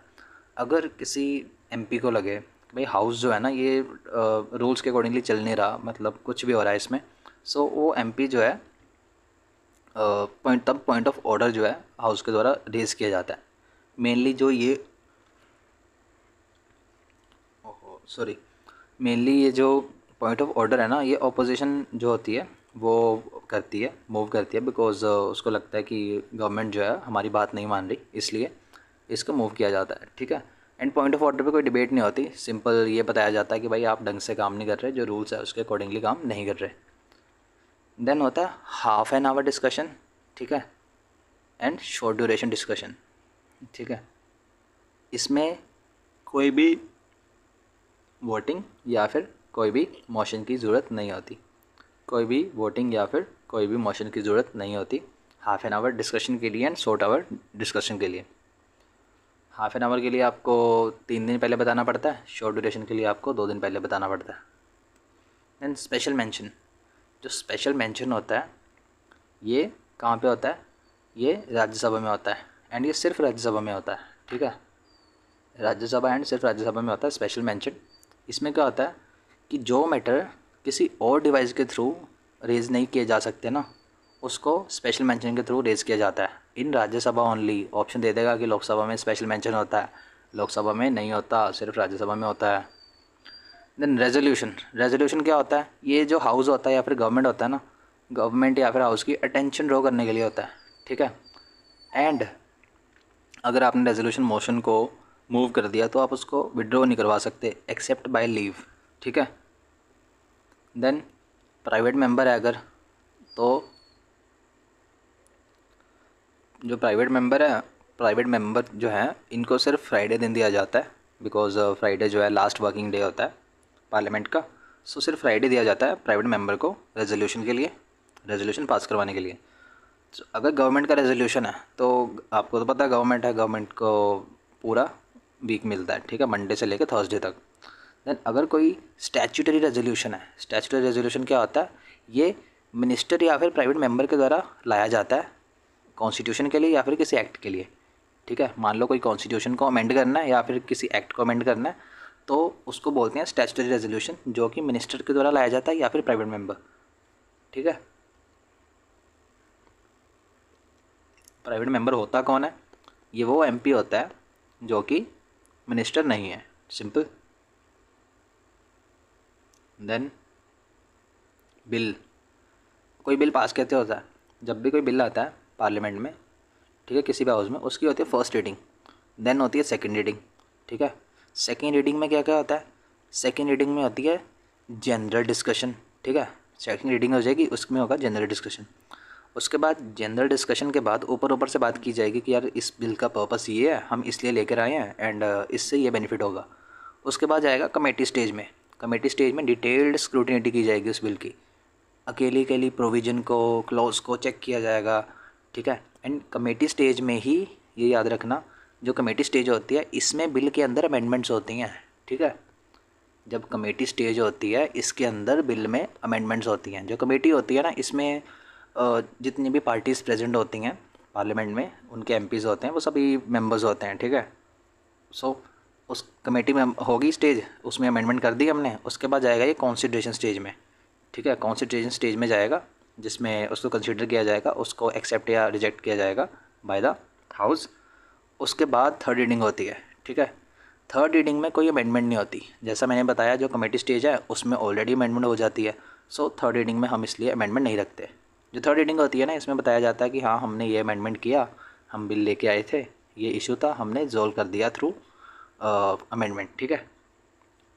उसके बाद बिल जाता है सेकेंड हाउस में, ये हो जाएगा ना, एक हाउस जो भी हाउस था राज्यसभा या फिर लोकसभा, उसके बाद बिल जाएगा सेकेंड हाउस में, ठीक है। सेकेंड हाउस में भी सेम चीज़ को फॉलो किया जाएगा, first reading, second reading, third reading. उसके बाद बिल जाएगा प्रेसिडेंट के पास, ठीक है, प्रेसिडेंट के पास जाएगा एसेंट के लिए, ठीक है। देन प्रेसिडेंट जो है या तो उसको बिल को एसेंट दे देंगे या नहीं देंगे, या फिर रिकॉन्सिडरेशन के लिए भेज देंगे, ठीक है। सो जो हमारे प्रेसिडेंट है, प्रेसिडेंट के पास सिर्फ सस्पेंसिव वीटो है। सस्पेंसिव वीटो मीन्स प्रेसिडेंट रिकॉन्सिडरेशन के लिए भेज सकते हैं, ठीक है, जिसमें जो हाउस है सिंपल मेजॉरिटी से उस बिल को पास करेगी, ठीक है, सिंपल मेजॉरिटी से उस बिल को पास कर देगी, उसके लिए स्पेशल मेजॉरिटी की ज़रूरत नहीं होती। जबकि जो यूएस है, यूएस में होती है स्पेशल मेजॉरिटी। अगर प्रेसिडेंट ने रिकॉन्सिडरेशन के लिए भेज दिया बिल को तो स्पेशल मेजॉरिटी चाहिए होती है, एंड उस चीज़ को बोलते हैं क्वालिफाइड वीटो, ठीक है, क्वालिफाइड वीटो, जो कि इंडियन प्रेसिडेंट के पास नहीं है, ठीक है। इंडियन प्रेसिडेंट के पास क्वालिफाइड वीटो नहीं है, सिर्फ सस्पेंसिव वीटो है। देन है अपना मनी बिल की बात करते हैं, ठीक है। मनी बिल, ये क्वेश्चन आया था इस साल भी, ठीक है, डायरेक्ट क्वेश्चन बना था, पेपर पेज नंबर 3 है, सो डायरेक्ट क्वेश्चन पूछा था इससे। सो दिस इज़ जो फाइनेंस बिल होता है वो भी मनी बिल होता है अंडर आर्टिकल 110, ठीक है। मनी बिल क्या होता है, ये आर्टिकल 110 जो है उसके अंदर दिया हुआ है, एंड आर्टिकल 109 जो है, 109 जो है ये क्या करता है, ये स्पेशल प्रोसीजर बताता है मनी बिल के बारे में, ठीक है। जो मनी बिल होता है उसका स्पेशल प्रोसीजर बताता है आर्टिकल 109, एंड जो 110 है उसमें एक्सप्लेन किया होता है कि मनी बिल होता क्या है, कौन से मैटर आते हैं उसके अंदर, कौन सी चीज़ें आती हैं, किस फंड से डील करता है ना। एंड मनी बिल सिर्फ लोकसभा में लाया जा सकता है, एंड मनी बिल अगर पास नहीं हो रहा, अगर एक हाउस ने भेज दिया दूसरे हाउस को, पास नहीं होता तो कोई भी जॉइंट सिटिंग नहीं होती, ये याद रखना, ठीक है। बिकॉज मनी बिल के केस में जो राज्यसभा होती है उसके पास लिमिटेड पावर्स होती हैं, वो मैक्सिमम 14 डेज़ के लिए मनी बिल को रोक सकता है, इसलिए राज्यसभा का मनी बिल में यू कैन से एक होना ना होना एक बराबर ही होता है, ठीक है। देन मनी बिल को लाने के लिए आपको पहले प्रेसिडेंट की परमिशन लेनी पड़ती है, ठीक है, प्रेसिडेंट की रिकमेंडेशन लेनी पड़ती है। देन मनी बिल में कौन कौन से मैटर्स आते हैं, जो भी matters consolidated fund of India जो कि अंडर आर्टिकल 266 में बनता है, कॉन्टीजेंसी फंड ऑफ इंडिया जो कि आर्टिकल 267 में लिखा हुआ है, ठीक है, जिसके बारे में मैंशनड है, and public account of India जो कि आर्टिकल 266 में कॉन्स्टिट्यूट हुआ था, उसके अंदर कॉन्स्टिट्यूट हुआ था आर्टिकल में। सो इन तीनों फंड के रिलेटेड कोई भी मैटर है अगर, ठीक है, वो आता है मनी बिल के अंदर, जो कि आर्टिकल 110 में लिखा हुआ है, ठीक है। जैसा मैंने बताया राज्यसभा जो है उसके पास लिमिटेड पावर्स होती हैं मनी बिल को लेके। सो राज्यसभा मैक्सिमम कितने दिन के लिए रोक सकती है मनी बिल को, मैक्सिमम 14 डेज़ के लिए। बट अगर कोई नॉर्मल बिल है मनी बिल को छोड़ के, तो उसको राज्यसभा मैक्सिमम 6 मंथ के लिए रोक सकती है, ठीक है। मान लो बिल आया राज्यसभा के पास, राज्यसभा ने कोई डिसीजन नहीं लिया, ना उसको एक्सेप्ट किया ना रिजेक्ट किया, बस छोड़ दिया रख के, ठीक है। सो वो टाइम पीरियड जो है जिसके लिए ये राज्यसभा बिल को अपने पास रख के छोड़ सकती है, दैट इज़ मैक्सिमम 6 मंथ, ठीक है। बट अगर मनी बिल है, मनी बिल के केस में वो टाइम पीरियड कितना है, वो है 14 डेज़, ठीक है। ये तो हो गया मनी बिल का concept. Then financial bill 1 and financial bill 2, article 117 जो है उसमें क्लोज 1 में एंड क्लोज 3 में फाइनेंशियल बिल 1 एंड 2 को एक्सप्लेन किया गया। जो फाइनेंशियल बिल 1 है ये सिर्फ लोकसभा में लाया जा सकता है, ठीक है। इसके ऊपर जॉइंट सिटिंग हो सकती है, बट मनी बिल में नहीं होती, ठीक है। जो फाइनेंशियल बिल 1 है इसके लिए भी प्रेसिडेंट की प्रायर परमिशन चाहिए होती है, प्रेसिडेंट की रिकमेंडेशन चाहिए होती है। एंड जो फाइनेंशियल बिल 1 है ना, इसमें जितने भी मैटर्स यहाँ पे लिखे हुए हैं ना, 110 में, आर्टिकल 110 में जितने भी मैटर्स लिखे हुए हैं वो सारे तो आते ही आते हैं, बट उनके साथ कुछ अलग मैटर्स भी आते हैं, ठीक है। मतलब वो भी इनसे रिलेटेड होते हैं समवॉट, बट डायरेक्टली रिलेटेड नहीं होते, ठीक है। आर्टिकल 110 वाले मैटर्स यानी कि जो 3 फंड से मैटर रिलेट करते हैं ये, प्लस कुछ अदर मैटर्स, ठीक है, जो आते हैं फाइनेंशियल बिल 1 में। एंड जो फाइनेंशियल बिल 1 है इसको भी, इसके अंदर राज्यसभा की पावर ज़्यादा होती है। जैसे यहाँ पे थे ना, नॉर्मल बिल के केस में राज्यसभा कितने देर तक रोक सकती थी, 6 महीने तक रोक सकती थी किसी बिल को। वैसे ही जो फाइनेंशियल बिल 1 है इसको अपनी राज्यसभा 6 महीने के लिए रोक सकती है, ठीक है।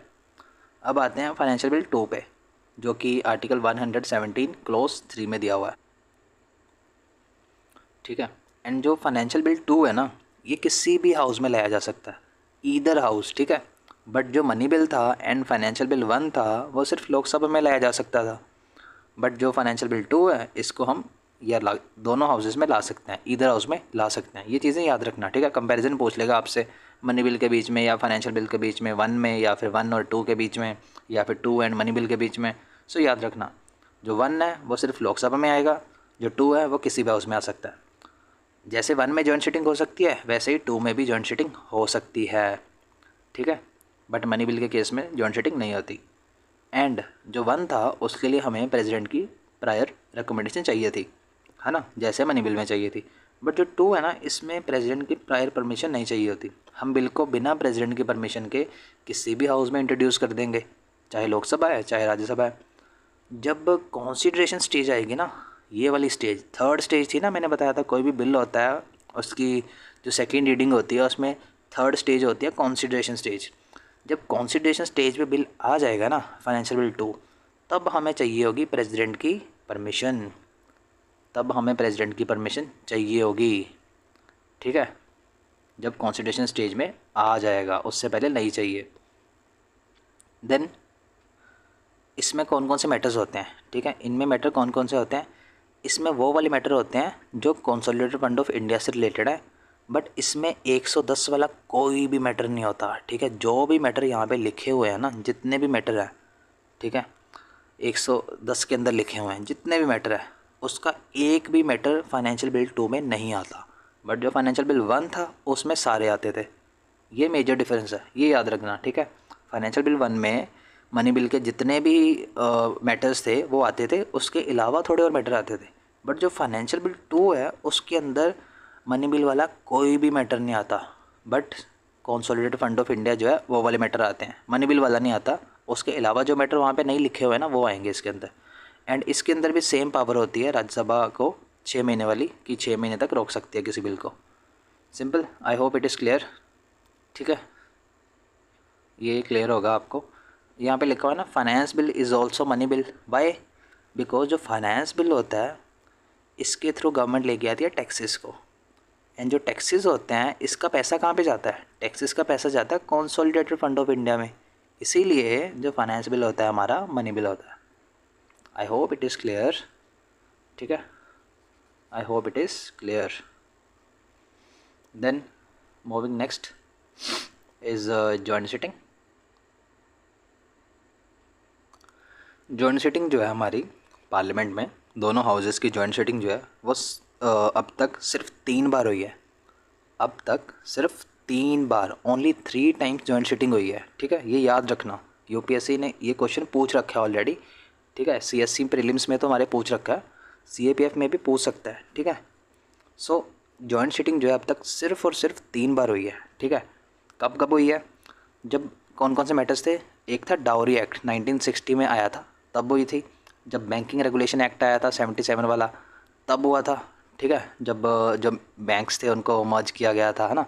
एंड पोटा यानी कि प्रिवेंशन ऑफ टेररिज्म एक्ट, ठीक है, 2002। जब ये 3 एक्ट आए थे ना, सिर्फ तब हुई थी जॉइंट सिटिंग, सिर्फ 3 केसेस में हुई है अब तक, ठीक है। 75 ईयर्स में हमने सिर्फ 3 बार जॉइंट सिटिंग की है। ये फैक्ट को याद रखना। जैसे यूपीएससी ने पूछा था ना कितनी बार हमारा कॉन्स्टिट्यूंसीज़ को वो किया गया, डिलिमिट किया गया है, वैसे ये भी पूछ सकता है कि भाई कितनी बार जॉइंट सिटिंग हुई है। बिकॉज प्रीलिम्स में तो पूछ रखा है ऑलरेडी, सीएपीएफ में भी पूछ सकता है, ठीक है। सो सिर्फ 3 बार जॉइंट सिटिंग हुई है। एंड जब जॉइंट सिटिंग होती है ना, तब जो बिल होता है उसको कैसे पास किया जाता है? उसको सिर्फ सिंपल मेजॉरिटी से पास किया जाता है, ना कि स्पेशल मेजॉरिटी से। ऑप्शन दे देगा कि स्पेशल मेजॉरिटी, ठीक है, या फिर इफेक्टिव मेजॉरिटी वर्ड दे देगा, स्पेशल मेजॉरिटी दे देगा। सो ना इफेक्टिव होता है ना स्पेशल होता है। ये क्या होता है? ये होता है सिंपल मेजॉरिटी, ठीक है। सिंपल मेजॉरिटी से पास किया जाता है दोनों हाउसेस की। देन बजट क्या होता है? ये मैंने करंट अफेयर में पढ़ाया था आपको। डिपार्टमेंट ऑफ इकोनॉमिक अफेयर जो होता है उसको, वो बजट को प्रिपेयर करता है, ठीक है। Department of economic affairs budget को प्रिपेयर करता है। ये भी प्रीलिम्स में पूछ रखा है क्वेश्चन, ठीक है। बजट में होता क्या क्या, रेवेन्यू प्लस कैपिटल एस्टिमेट्स होते हैं गवर्नमेंट के। इसमें एक तो जो ऑलरेडी लास्ट ईयर में हमें आ गया होता है ना सामान आई मीन कि रेवेन्यू एंड कैपिटल एस्टिमेट्स दोनों, एक्सपेंडिचर पॉइंट ऑफ व्यू से भी एंड रेवेन्यू यानी कि incoming receipts point of view से भी, जो भी एक्चुअल में रिसीट्स आई होती हैं, एक्चुअल में एक्सपेंडिचर हुआ होता है, एक तो वो स्टेटमेंट होती है लास्ट ईयर की। एक होता है हमारा करंट ईयर का कि भाई हम इतना एक्सपेक्ट कर रहे हैं रेवेन्यू आएगा एंड हम इतना एक्सपेक्ट कर रहे हैं हमारा एक्सपेंडिचर हो जाएगा, ठीक है।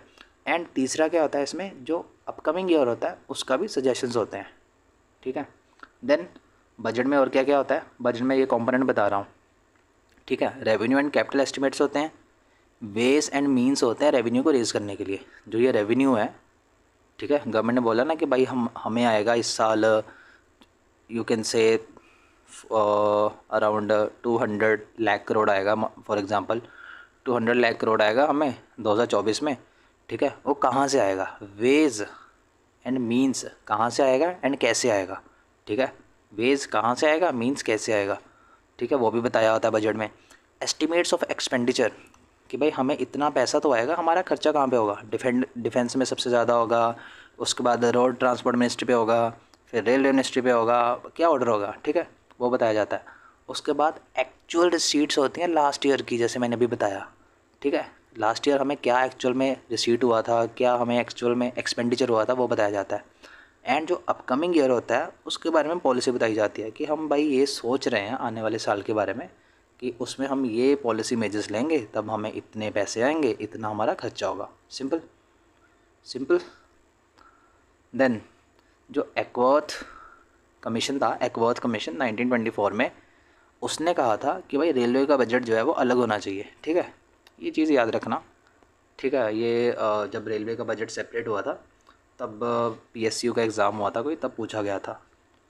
एकवर्थ कमीशन ने 1924 में बोला था कि भाई रेलवे का जो बजट है उसको अलग से बनाओ, ठीक है। देन जो हाई कोर्ट जजेस की पेंशन होती है ना, वो कंसोलिडेटेड फंड ऑफ इंडिया से चार्ज्ड होती है, चार्ज्ड। जो चार्ज एक्सपेंडिचर होते हैं ना, इनके ऊपर वोट नहीं होती पार्लियामेंट में, इनको सिर्फ डिस्कस किया जा सकता है, ठीक है।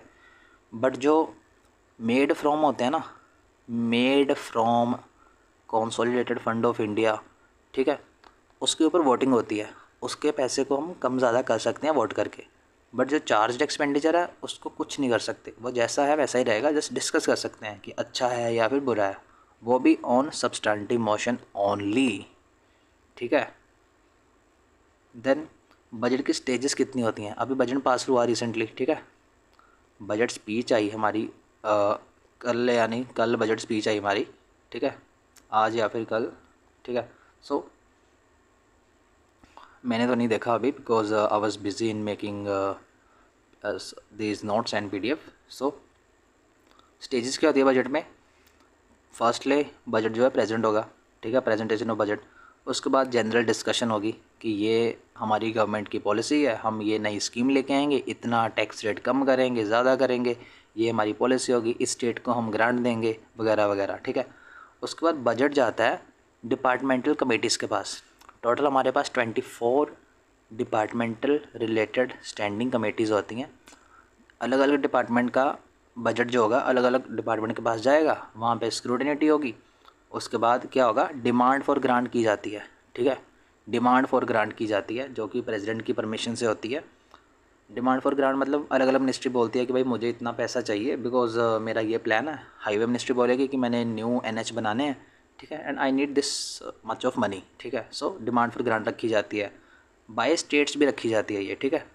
देन उसके बाद होता है एप्रोप्रिएशन बिल, ठीक है। एप्रोप्रिएशन बिल क्या होता है, एप्रोप्रिएशन का मतलब होता है हम पैसे निकलवाते हैं कंसोलिडेटेड फंड ऑफ इंडिया से थ्रू एप्रोप्रिएशन बिल, ठीक है। जो एप्रोप्रिएशन बिल है इसके थ्रू हम क्या करते हैं, हम जो हमारा कंसोलिडेटेड फंड ऑफ इंडिया है उससे पैसे निकलवाते हैं, ठीक है।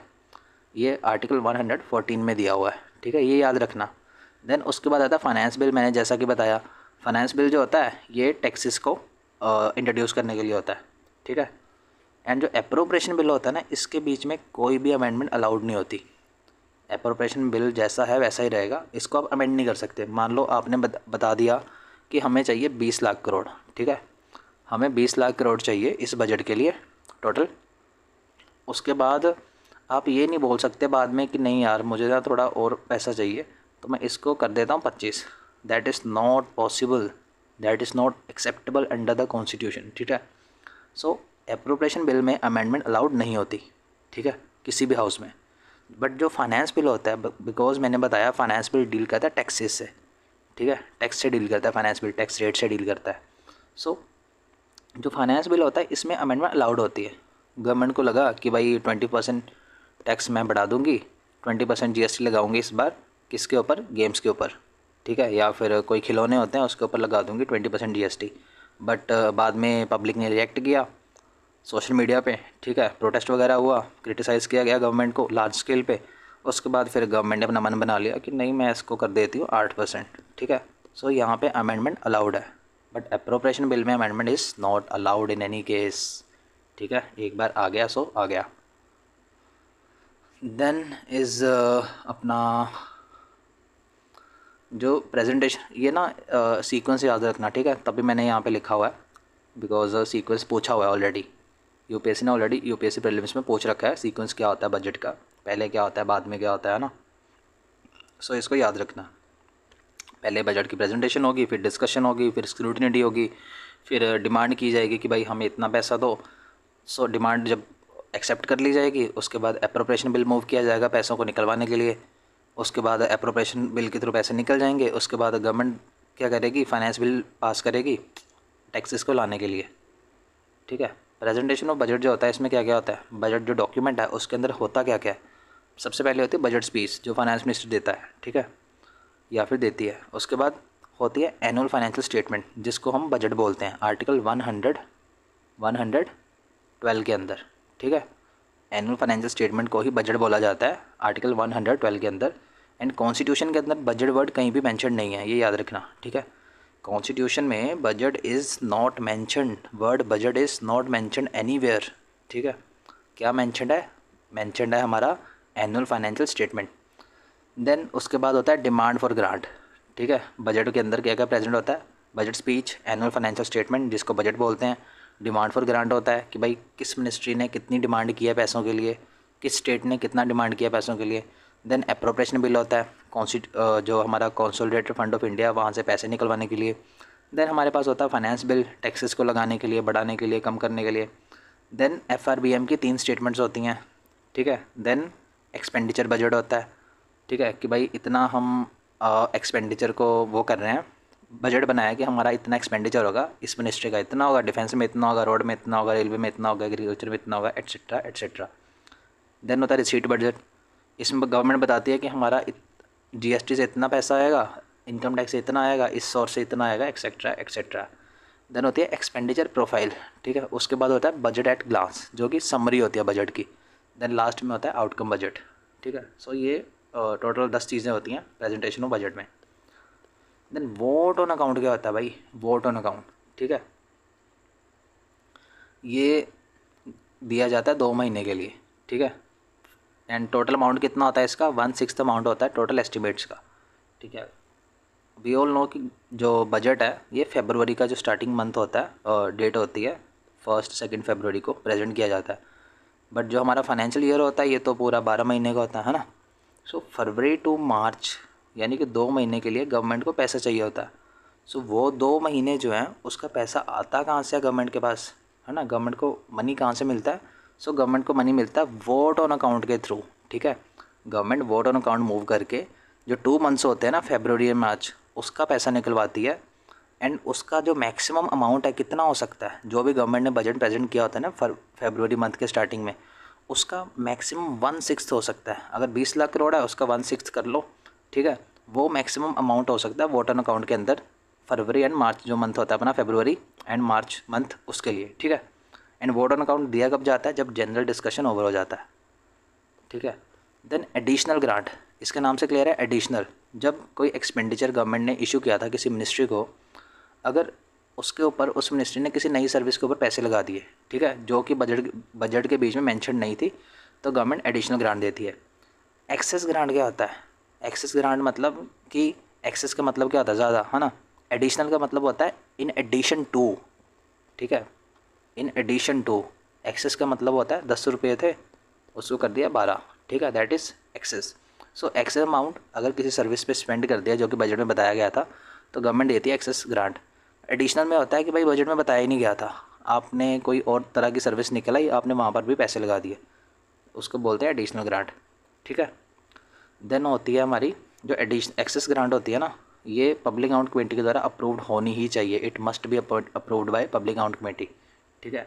पब्लिक अकाउंट कमेटी क्या करती है, इसको स्क्रूटिनाइज करती है कि भाई हमने तो 10 करोड़ बजट दिया था, ये बोल रहा है कि गवर्नमेंट बोल रही है, मिनिस्ट्री बोल रही है कि मैंने लगा दिया 15 करोड़, है ना, मैंने 15 करोड़ लगा दिया, कहीं इन्होंने करप्शन तो नहीं किया? हो सकता है ना, चांसेस कुछ भी हो सकते हैं, कहीं इन्होंने करप्शन तो नहीं किया। इसलिए ये चीज़ जो है ना, ये ग्रांट देने से पहले ये पब्लिक अकाउंट कमेटी के पास जाती है कि भाई एक्चुअल में हम चेक तो करें गवर्नमेंट कहीं पैसा खा तो नहीं रही, जो सिटीजन्स का पैसे जो हैं, जो सिटीज़न की टैक्सेस जो हैं उसका पैसा गवर्नमेंट ने कहीं करप्शन के थ्रू तो नहीं कंज्यूम कर लिया। सो इसीलिए एक्सेस ग्रांट जो होती है इसको सेंक्शन करने से पहले ये जाता है पब्लिक अकाउंट कमेटी के पास, उसके बाद सेंक्शन किया जाता है। देन होता है हमारा वोट ऑफ क्रेडिट। जो वोट ऑफ क्रेडिट होता है इसको ब्लैंक चेक बोलते हैं फेमसली, ठीक है। ये होता क्या है, ये अनएक्सपेक्टेड डिमांड के लिए होता है, ठीक है। मान लो कोविड आ गया, है ना, कोविड जब आया था गवर्नमेंट जो थी 20 लाख करोड़ का पैकेज लेके आई थी, ठीक है, फिस्कल स्टिमुलस बोला था, जिसको फिस्कल स्टिमुलस बोला जाता है। सो वो था इमरजेंसी, तब गवर्नमेंट ने वोट ऑफ क्रेडिट को यूज़ किया था, जिसको ब्लैंक चेक बोलते हैं। इसमें government any amount of money डाल सकती है अनएक्सपेक्टेड डिमांड को मीट करने के लिए। देन होती है एक्सेप्शनल ग्रांट। एक्सेप्शनल ग्रांट से मतलब क्लियर है, जब कोई स्पेशल पर्पस है जो कि करंट ईयर का पार्ट नहीं था, ठीक है, गवर्नमेंट ने जो बजट बनाया था उसके बीच में गवर्नमेंट को नहीं पता था कि भाई ये इशू बाद में हमें आ सकता है, बट वो बाद में आ गया, ठीक है। सो स्पेशल पर्पस के लिए गवर्नमेंट क्या करती है, एक्सेप्शनल ग्रांट देती है। Then token grant. Token grant क्या होता है, इसमें ना गवर्नमेंट एक डिपार्टमेंट की मनी दूसरे डिपार्टमेंट में देती है, ठीक है, एक डिपार्टमेंट की मनी देती है, डिपार्टमेंट ए की मनी डिपार्टमेंट बी को दे देगी, मिनिस्ट्री बी की मनी मिनिस्ट्री ए को दे देगी, ऐसे, ठीक है, टोकन ग्रांट बोलते हैं उसे। Then this is last page, ठीक है, बिकॉज वीडियो ऑलरेडी 2 आवर के आसपास होने वाला है, I will not extend this session further, ठीक है। कंसोलिडेटेड फंड ऑफ इंडिया जो है हमारा आर्टिकल 266 में बनाया जाता है। इसमें पैसे गवर्नमेंट को आते हैं, इसी से पैसे जाते हैं, जो गवर्नमेंट लोन देती है या फिर लेती है उसका अमाउंट भी इसी में डील होता है, कंसोलिडेटेड फंड ऑफ इंडिया से, article 266। Then public account of India जो है ये भी आर्टिकल 266 के अंदर बना हुआ है। ये दोनों अकाउंट जो है हमारे कॉन्स्टिट्यूशनल अकाउंट है, ठीक है, कॉन्स्टिट्यूशन ने ऑलरेडी इनको बनाया है, ठीक है। So public account of India and consolidated fund of India जो है दोनों ही कॉन्स्टिट्यूशन ने खुद बनाए हैं, ठीक है, कॉन्स्टिट्यूशनल अकाउंट है आर्टिकल 266 के अंदर। जो पब्लिक अकाउंट ऑफ इंडिया है इसके अंदर कौन सा पैसे होते हैं, इसके अंदर होते हैं प्रोविडेंट फंड के पैसे। कोई जुडिशियल डिपॉजिट है, मान लो जुडिशरी ने किसी में पेनल्टी लगाई, वो पेनल्टी वाले पैसे कहाँ पे जाएंगे, पब्लिक अकाउंट ऑफ इंडिया में जाएंगे। जो सेविंग बैंक डिपॉजिट के अमाउंट होते हैं, ठीक है, वो भी पब्लिक अकाउंट ऑफ इंडिया में जाते हैं। डिपार्टमेंटल डिपॉजिट जो होते हैं वो भी पब्लिक अकाउंट ऑफ इंडिया में होते हैं। कोई रेमिटेंस आ रहा है फॉरेन कंट्री से हमारे को, ठीक है, वो भी पब्लिक अकाउंट ऑफ इंडिया में जाते हैं। देन है हमारा कॉन्टीजेंसी फंड ऑफ इंडिया। ये चीज़ याद रखना, जो कॉन्टीजेंसी फंड ऑफ इंडिया है ये आर्टिकल 266 में सिर्फ मेंशनड है। एंड लिखा क्या हुआ है, जो बेयर एक्ट है अपना, यानी कि जो ओरिजिनल कॉन्स्टिट्यूशन है, मींस उसकी एक्सप्लेनेशन है, उसमें क्या लिखा हुआ है कि पार्लियामेंट जो है ना, पार्लियामेंट बाय एक्ट जो है कॉन्टीजेंसी फंड ऑफ इंडिया को क्रिएट कर सकती है। ये लिखा हुआ है आर्टिकल 267 में, ठीक है। सो अगर यूपीएससी आपको स्टेटमेंट दे कि contingency fund of India has been created under article 267, ठीक है, दैट वुड बी रॉन्ग, ठीक है, बाय बिकॉज ये क्रिएट हुआ है पार्लियामेंट के एक्ट के अंडर, ठीक है, ना कि कॉन्स्टिट्यूशन के अंडर, ठीक है। इसीलिए जो कॉन्टीजेंसी फंड ऑफ इंडिया है हमारा, ये स्टैट्यूटरी फंड है, it is a statutory fund because इसको एक्ट के थ्रू बनाया गया है। बट जो contingency fund of India, consolidated fund of India and public account of India, ये दोनों कॉन्स्टिट्यूशनल फंड है, ठीक है, कॉन्स्टिट्यूशन ने इनको खुद बनाया है। सो कॉन्टीजेंसी फंड ऑफ इंडिया जो है इसको हमारे प्रेसिडेंट जो है, यानी कि एग्जीक्यूटिव, उनके हाथ में होता है, ठीक है। प्रेसिडेंट के बिहाफ पे जो फाइनेंस सेक्रेटरी होता है वो इसको संभालता है। देन ये लिस्ट लिखी हुई है, union list, state list and concurrent list, ठीक है। यूनियन लिस्ट में हमारे टोटल 98 सब्जेक्ट थे ओरिजिनली, स्टेट में 59 थे, कॉन्करेंट में 52 थे।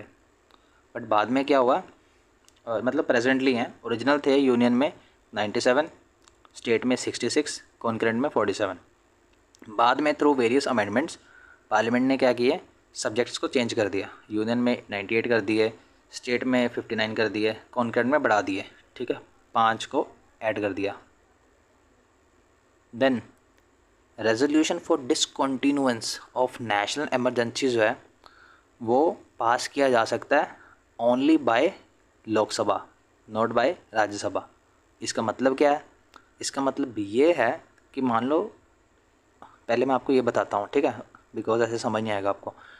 प्रोक्लेमेशन ऑफ नेशनल इमरजेंसी लगती किस आर्टिकल के अंदर है, 352 के अंदर, है ना। Proclamation of national emergency can be approved by Rajya Sabha अगर लोकसभा इज़ डिसॉल्व्ड, ठीक है। अगर हमारी लोकसभा डिसॉल्व्ड है तब जो राज्यसभा है, बिकॉज राज्यसभा भी all know is a permanent chamber of parliament, है ना, राज्यसभा तब अप्रूव कर देगी नेशनल इमरजेंसी को, ठीक है। अगर लोकसभा उसमें अगर लोकसभा अपनी डिसॉल्व्ड है तब राज्यसभा अप्रूव कर सकती है नेशनल इमरजेंसी को। बट अगर नेशनल इमरजेंसी एक बार लग गई तो उसको डिसकंटिन्यू करने के लिए सिर्फ और सिर्फ लोकसभा को ही रेजोल्यूशन पास करना पड़ेगा, ठीक है, तब वो चीज़ राज्यसभा नहीं कर सकती। आई होप इट इज़ क्लियर। अगर नेशनल इमरजेंसी को अप्रूव करना है तो राज्यसभा कर सकती है अगर लोकसभा डिसॉल्व्ड है, बट अगर डिसकंटिन्यू करने के लिए रेजोल्यूशन पास करना है, मतलब डिसअप्रूव करना है, नेशनल इमरजेंसी ऑलरेडी लगी हुई है, उसको डिसअप्रूव करना है, डिसकंटिन्यू करना चाहते हो कि भाई हम नहीं चाहते नेशनल इमरजेंसी और चले, तो क्या होगा, तब सिर्फ और सिर्फ राज्यसभा नहीं लोकसभा उसको पास करेगी, उसको रेजोल्यूशन को पास करेगी, सिर्फ और सिर्फ लोकसभा। आई hope it is clear. Then Rajya Sabha can enable parliament, ठीक है, to make laws in state list, ठीक है, इन national interest if it is passed by 2/3 majority, ठीक है। जैसा बताया राज्यसभा क्या आती है, काउंसिल ऑफ स्टेट्स होती है ना, स्टेट्स के मेंबर होते हैं इसके अंदर। सो राज्यसभा अगर रेजोल्यूशन पास करे इट मीन्स स्टेट्स जो हैं वो फेवर में है ना उस रेजोल्यूशन के, बिकॉज स्टेट्स के ही तो मेंबर होते हैं, जो एमएलएज होते हैं वही तो इलेक्ट करते हैं राज्यसभा मेंबर्स को, है ना। सो इट मीन्स वो स्टेट लिस्ट के ऊपर सब्जेक्ट बनाने के लिए, लॉ बनाने के लिए पार्लियामेंट को अनेबल कर सकती है, सिर्फ और सिर्फ राज्यसभा, ओनली राज्यसभा, ठीक है। ऑप्शन देगा ना अगर Lok Sabha, that would be wrong. Then constitutional privileges, ठीक है, जो एमपीज़ होते हैं इनके पास कुछ प्रिविलेजेस होती हैं, ठीक है। कॉन्स्टिट्यूशन में क्या मेंशन्ड है, कॉन्स्टिट्यूशन है जो अपना बेयर एक्ट है उसमें क्या क्या मेंशन्ड है, बेयर एक्ट में मेंशन्ड है सिर्फ 2 प्रिविलेजेस, ठीक है, freedom of speech and right to publication of its proceeding. सिर्फ एंड सिर्फ ये 2 प्रिविलेजेस हमारे कॉन्स्टिट्यूशन में मेंशन्ड है, ठीक है, जो कि एमपीज़ को दी जाती हैं। कॉन्स्टिट्यूशन में सिर्फ 2 ही मेंशन्ड है, इसका क्वेश्चन भी ऑलरेडी यूपीएससी पूछ चुका है, ठीक है, याद रखना ये, freedom of speech and right to publication of its proceedings. Indian parliament is not sovereign.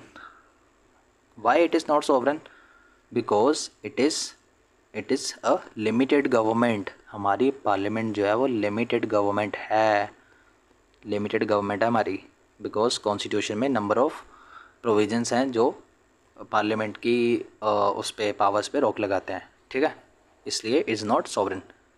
इसका ये मतलब नहीं है कि हमारे ऊपर किसी का कंट्रोल है, जस्ट मीन्स कि हमारी जो गवर्नमेंट है वो लिमिटेड है बाय कॉन्स्टिट्यूशन, ठीक है।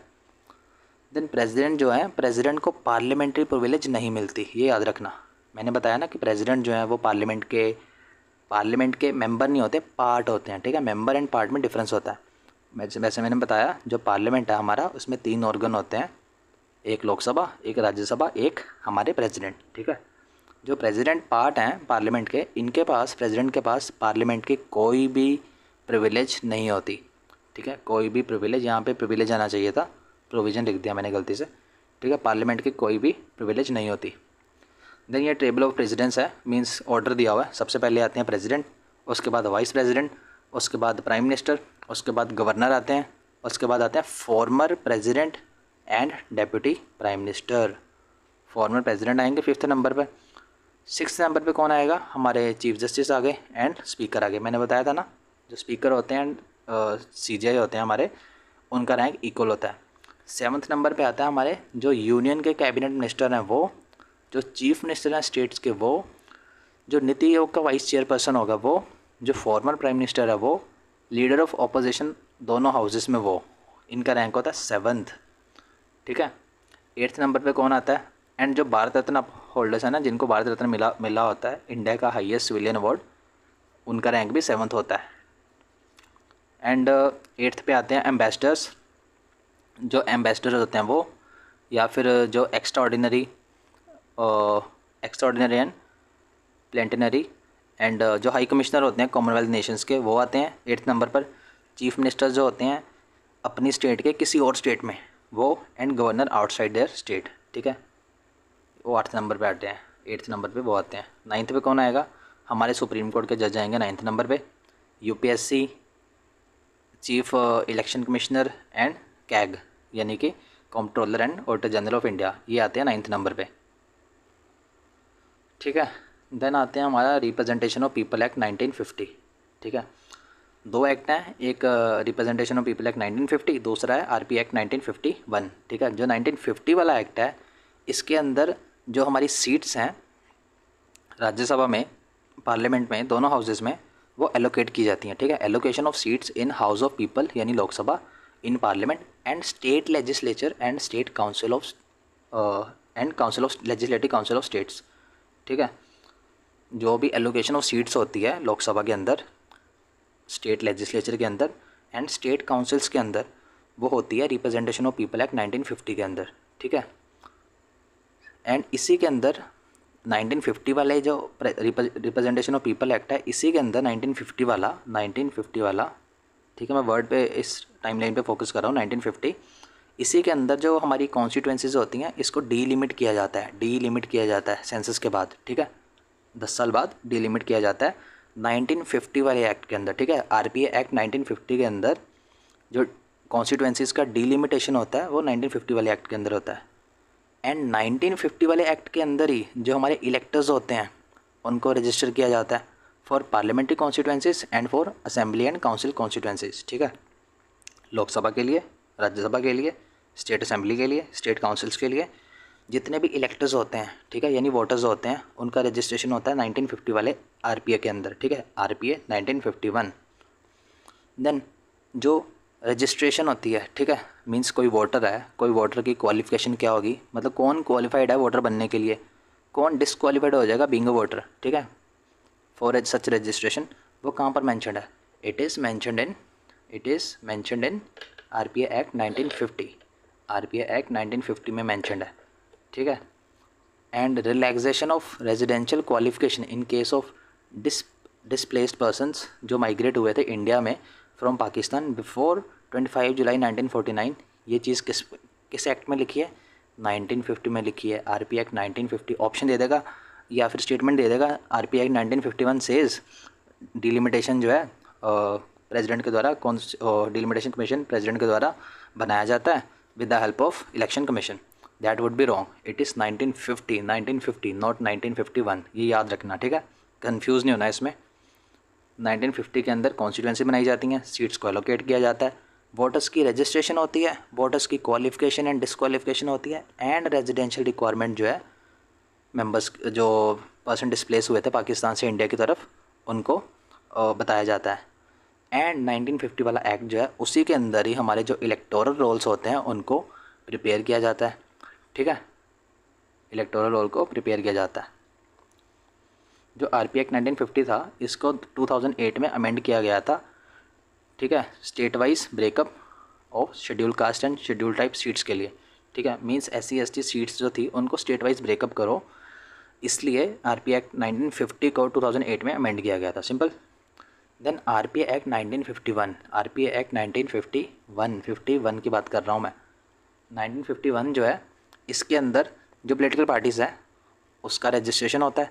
ठीक है, इसी के अंदर 1996 में कहा गया था कि जो एक कैंडिडेट है वो मैक्सिमम 2 कॉन्स्टिट्यूएंसीज से वो कर सकता है, फाइट कर सकता है इलेक्शन। ठीक है, पहले क्या होता था, पहले n नंबर होता था। ठीक है, n नंबर होता था कि मतलब आप 3 से करो, 4 से करो, 5 से करो, नो मैटर। बट इससे क्या होता था, इससे जो इलेक्शन कमीशन था हमारा, उसका एक्सपेंडिचर बहुत हो जाता था। ठीक है, बिकॉज़ अगर एक इंसान 5 कॉन्स्टिट्यूंसी से इलेक्शन लड़ रहा है एंड फॉर एग्जांपल वो 3 से या 4 से जीत जाता है, ठीक है, सो उसको तो एक ही सीट चूज़ करनी पड़ेगी, बाकी को छोड़ना पड़ेगा। सो बाकी जो विकेट करता है वो इंसान, तो वहाँ पे इलेक्शन करवाना इलेक्शन कमीशन का एक्सपेंडिचर होता है वहाँ पे, है ना। सो वो काफ़ी एक कम्बरसम प्रोसेस बन गया था, इसीलिए इस अमेंडमेंट को लाया गया 1996 के अंदर। सो 1996 में ये अमेंडमेंट लेकर आए गए 19 आरपी एक्ट के अंदर 51 के अंदर, ठीक है, कि एक कैंडिडेट जो है मैक्सिमम 2 कॉन्स्टिट्यूंसी से कर सकता है, कॉन्टेस्ट कर सकता है। Then anyone convicted of an offence and sentenced to imprisonment for not less than 2 year, ये आरपी एक्ट 1951 में कहा गया है कि कोई भी इंसान अगर कम से कम 2 साल के लिए कन्विक्ट हो जाता है एंड उसको इम्प्रिजनमेंट हो जाती है, जेल में चला जाता है 2 साल के लिए, कम से कम 2 साल के लिए, तो वो MP MLA जो है from the date of conviction जो है वो डिस्क्वालीफाइड हो जाएगा, ठीक है। मींस वो मेंबर नहीं रहेगा, या MP नहीं रहेगा या फिर MLA नहीं रहेगा, जो भी है वो इंसान। एंड जब उसकी कन्विक्शन ख़त्म हो जाएगी तब वो 6 साल के लिए और रहेगा, ठीक है। मान लो रिलीज़ हो गया, ठीक है, जेल से वो रिलीज़ हो जाता है इंसान, ठीक है, उसके 6 साल बाद, उस डेट से 6 साल बाद तक भी वो डिस्क्वालीफाइड रहेगा, ठीक है। सो ये चीज़ को याद रखना। सो सिंपल एक बार मैं समराइज़ कर देता हूँ दोनों एक्ट्स को, आरपी एक्ट 1950 एंड 1951। जो 1950 है ना अपना, ये डील करता है इलेक्टर से, कॉन्स्टिट्यूंसी से, इलेक्टोरल रोल से, ठीक है। जो इलेक्टर्स हैं, कॉन्स्टिट्यूंसी है, ठीक है, कॉन्स्टिट्यूंसी में इलेक्ट करने वाले अलग अलग पर्सन है, ठीक है, हम हैं मतलब हम वोटर्स हैं, है ना, हम जो वोटर्स हैं उनसे डील करता है, कॉन्स्टिट्यूंसी से डील करता है, ठीक है। जो इलेक्टोरल रोल होता है इन लोगों का, इलेक्टर्स का, उससे डील करता है, ठीक है। जो डीलिमिटेशन होती है कि भाई इसको ब्रेक करके बना दो ये, ठीक है, जो डीलिमिटेशन होती है उससे डील करता है आरपी एक्ट 1950, ठीक है। एंड जो आरपी एक्ट 1951 है ना, ये डील करता है जिसको हम चूज़ कर रहे हैं, ठीक है, जिसको हम इलेक्टर्स चूज़ कर रहे हैं, ठीक है, जिसको हम इलेक्ट कर रहे हैं, यानी कि कैंडिडेट जो इंसान MP बनेगा, MLA बनेगा, हम उसको चूज़ कर रहे हैं ना। सो उससे डील करता है आरपी एक्ट 1951। जो पॉलिटिकल पार्टीज़ होती हैं उसी के तो मेंबर्स को हम चूज़ करते हैं, उससे डील करता है, ठीक है। एंड अगर कोई मेंबर 2 साल से या फिर 2 साल से ज़्यादा के लिए कन्विक्ट हो जाता है, मिनिमम 2 साल के लिए कन्विक्ट हो जाता है, तो वो डिस्क्वालीफाइड हो जाता है उसी डेट से, ठीक है। एंड जब वो रिलीज़ हो जाता है तो रिलीज़ होने के बाद भी वो 6 साल तक डिस्क्वालीफाइड रहता है, ये भी याद रखना, ठीक है, ये भी याद रखना। एंड ये याद रखना जो टोटल पार्लियामेंट में टोटल जो शेड्यूल कास्ट सीट्स हैं इस टाइम वो हैं 84, जो ST सीट्स हैं शेड्यूल ट्राइब वो हैं 47। सो SC वाली सीट्स जो हैं नियरली डबल हैं, ठीक है, इसके जो SC वाली सीट्स हैं हमारी वो ST वाली सीट से काफ़ी ज़्यादा हैं, ठीक है। ये एक मॉक टेस्ट दिया था मैंने, उसमें ये इन्फॉर्मेशन थी, सो मैंने लिख लिया था इसको। जो SC वाली सीट्स हैं वो ST वाली से ज़्यादा है, ठीक है।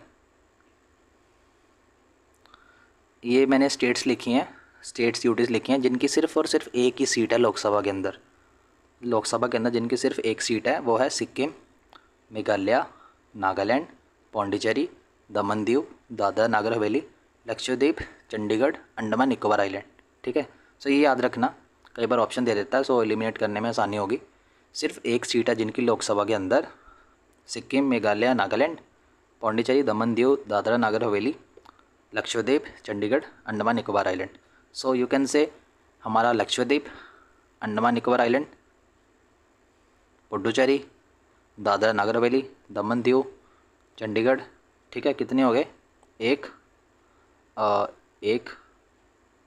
2 3 4, इनको क्लब कर दिया था ना, एक बना दिया था, 5। जो हमारी 5 यूटीज़ हैं, जो हमारी 5 यूटीज़ हैं, इनकी लोकसभा के अंदर सिर्फ और सिर्फ एक सीट है, ठीक है, लोकसभा में सिर्फ एक सीट है, ये याद रखना, ठीक है। सो दिस वाज इट, यहाँ पे हमारा जो पार्लियामेंट का चैप्टर था इट इज़ ओवर।